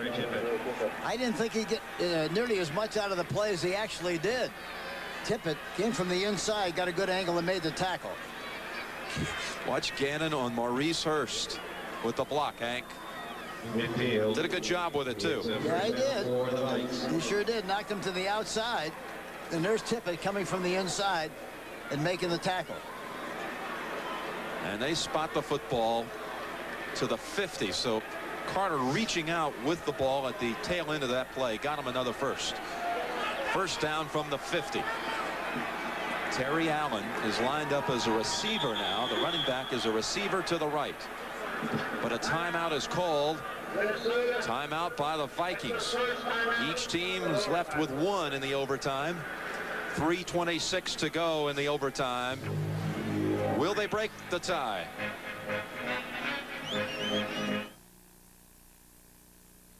Just feel like he doesn't have a friend in the world. Even the usher has his back on him. Back turned to him. He missed a field goal try here in overtime that would have won it. and he had an extra point blocked in regulation. Minnesota at the 50-yard line. Lions and 49ers, folks, will get you there when this one concludes. 3:26 to go in the overtime. 1st and 10 for Minnesota. Across the middle, Anthony Carter slicing to the 38 for another first down. And here again, they're trying to throw crossing patterns with the idea that they get the ball to Carter, either one of the Carters. If they run so well with the ball, they might be able to break a tackle and make a big play. Call it from the 38. Clock running under 3 minutes to go. First down, Minnesota.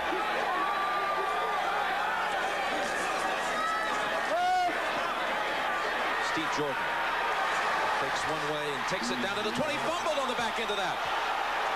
He's been dropping him today, and now this one he fumbles it on the tail end of it. And the biggest guy in that huddle is going to get it. New England football. Can you believe it? No.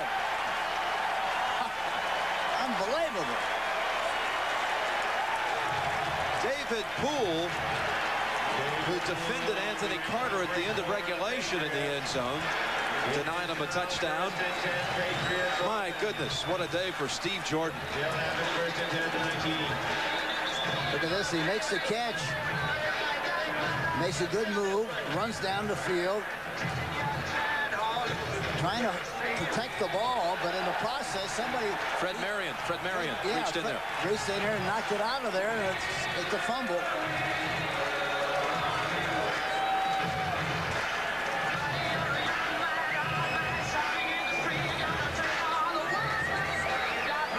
Yeah, there's Marion getting the left hand in there, knocking it loose.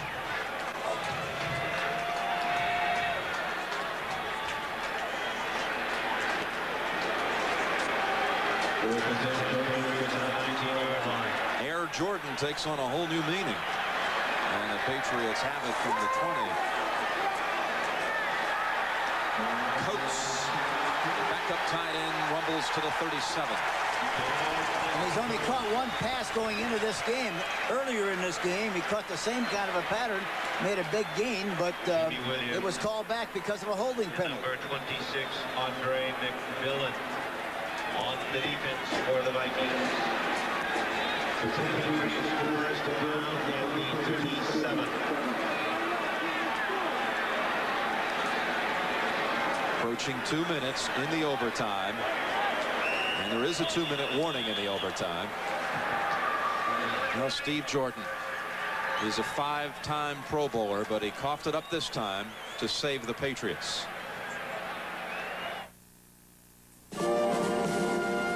I'm Valerie Bertinelli with American Treasury. The world's largest collection of comic books has the same owner as one of the original Gutenberg Bibles.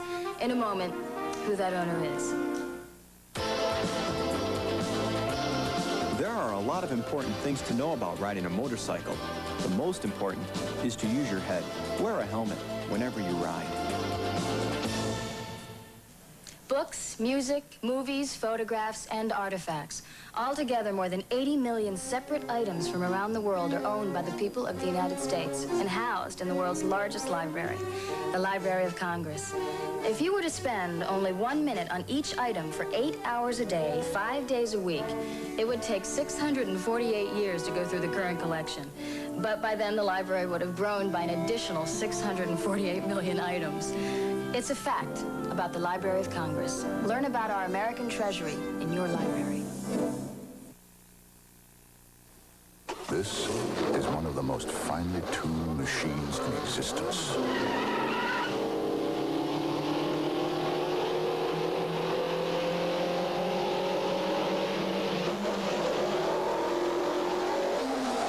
But tinker with drugs, and you could leave it a wreck.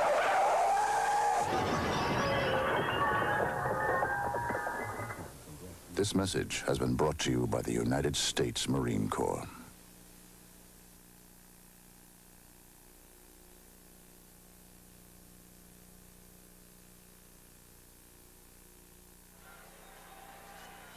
Tim Goad and the Patriots. We have a 1st and 10 for the Patriots. Have the football with 2 minutes to go in the overtime.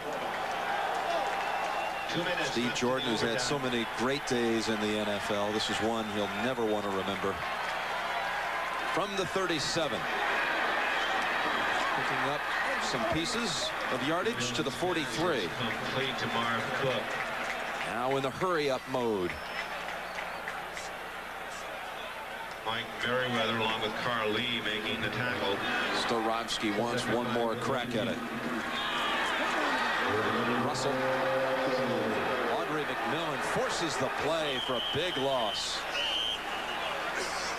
A minute 30 remaining. Defensively, it was Audrey McMillan. It was not a tie game. It was not a tie game all of last year in the league. Hank, I hate tie games. I wish that they would abolish the rule that after 15 minutes they just call it a tie. I'd say bring on the second overtime. Here we go. McMurtry has him in field goal range. Perhaps it would be long distance from that. A long distance field goal from the 33, but they have time to operate with. 27 yards to McMurtry. Defensive stop by Audrey McMillan. His 1st and 10. Staying in the shotgun set. Left side, and another catch by Irving Fryer at the 24. I'll tell you the other thing I'd do. I'd have somebody over there talking to the kicker, Javosky, to make sure that he's lost that downer that he was involved with a little while ago. It's silly to make him sit there by himself like he lost the game. It's not over yet. Movement on the right side. The right guard moved early. That'll back up the Pats 5 yards. I got to think before he takes the field, Dick McPherson's going to put his arm around him and somebody, pump him up. Number 71 offense, moving Fryer to the snap, 5 yards. Still 2nd down. See, even after he misses a kick, somebody ought to come out there and help, you know, pat him on the back, do something to make him feel better. You never know when he might have to kick it again. And there he's in this situation right now. 27 seconds left in overtime from the 29 of Minnesota. Out of the shotgun, Millen. Overthrows Fryer. Incomplete. Intended for Irving Fryer. Will bring up a 3rd down play from the 29. 23 seconds remaining in overtime. We now have a 3rd down and 7. The Patriots are on the Minnesota Vikings. Man-for-man coverage, and they got 2 deep playing the ball. 23 seconds remaining. Starobski still walking alone, Hank. Yeah, see, that's a big mistake. Somebody ought to be over there with her and give us some encouragement. The kicking coach, especially team coach, somebody. 3rd and 7, 1 timeout to work with. Millen, great protection. Completion near the 1st to Cook. Clock is running. Short of the 1st at the 24. It's 4th down, and they're going to call the timeout and set it up. It'll all come down to Jason Starobski from just over 40 yards. We have 4th down. Jason Starobski. For those of you who have just joined us, New England led at the half 14-10, led in the 4th quarter 23-13. The Vikings scored a touchdown with 1:47 remaining, got an onside kick, drove it down and kicked a field goal to send it to overtime. In the OT, this man, Jason Starobski, has already missed 1 field goal try. He missed from 36 yards earlier in the overtime period.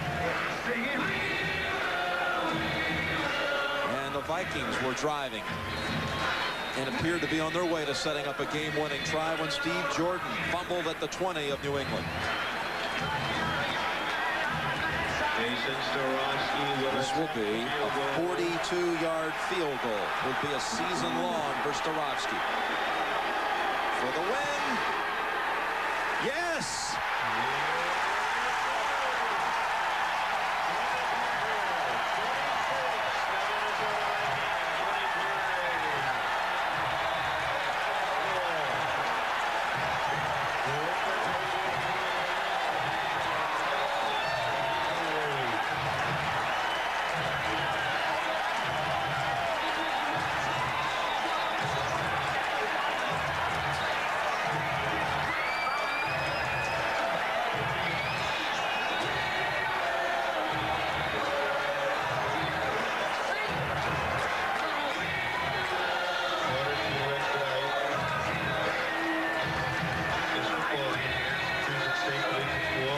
Jason Starofsky stampeded to the locker room after winning it from 42 yards. Your cooperation is greatly appreciated. As you leave the stadium, please, we ask that you drive safely, watch for pedestrians and enjoy Millen and his fiancée, the coach and the quarterback head to the locker room after victory number 3 on the season. New England is 3-4. Hank, I thought this had the makings of being a hooked field goal, but it straightened out. Yeah, he had the radar hooked up to that when it got it through there. Did you feel the same thing at first glance? It may be on his way to hooking, but it just seemed to suddenly to go left to right. You're right. Yeah, it did look like it was going to hook more than it actually did. Surprising New England is now 3-4 on the year, while the Vikings fall to 3-5. So for Hank Stram, this is Jim Nantz saying so long from Foxborough Stadium, where the final score in overtime is New England 26 and Minnesota 23. Coming up next, the Lions and the 49ers will join it in progress. CBS Sports coverage of the National Football League.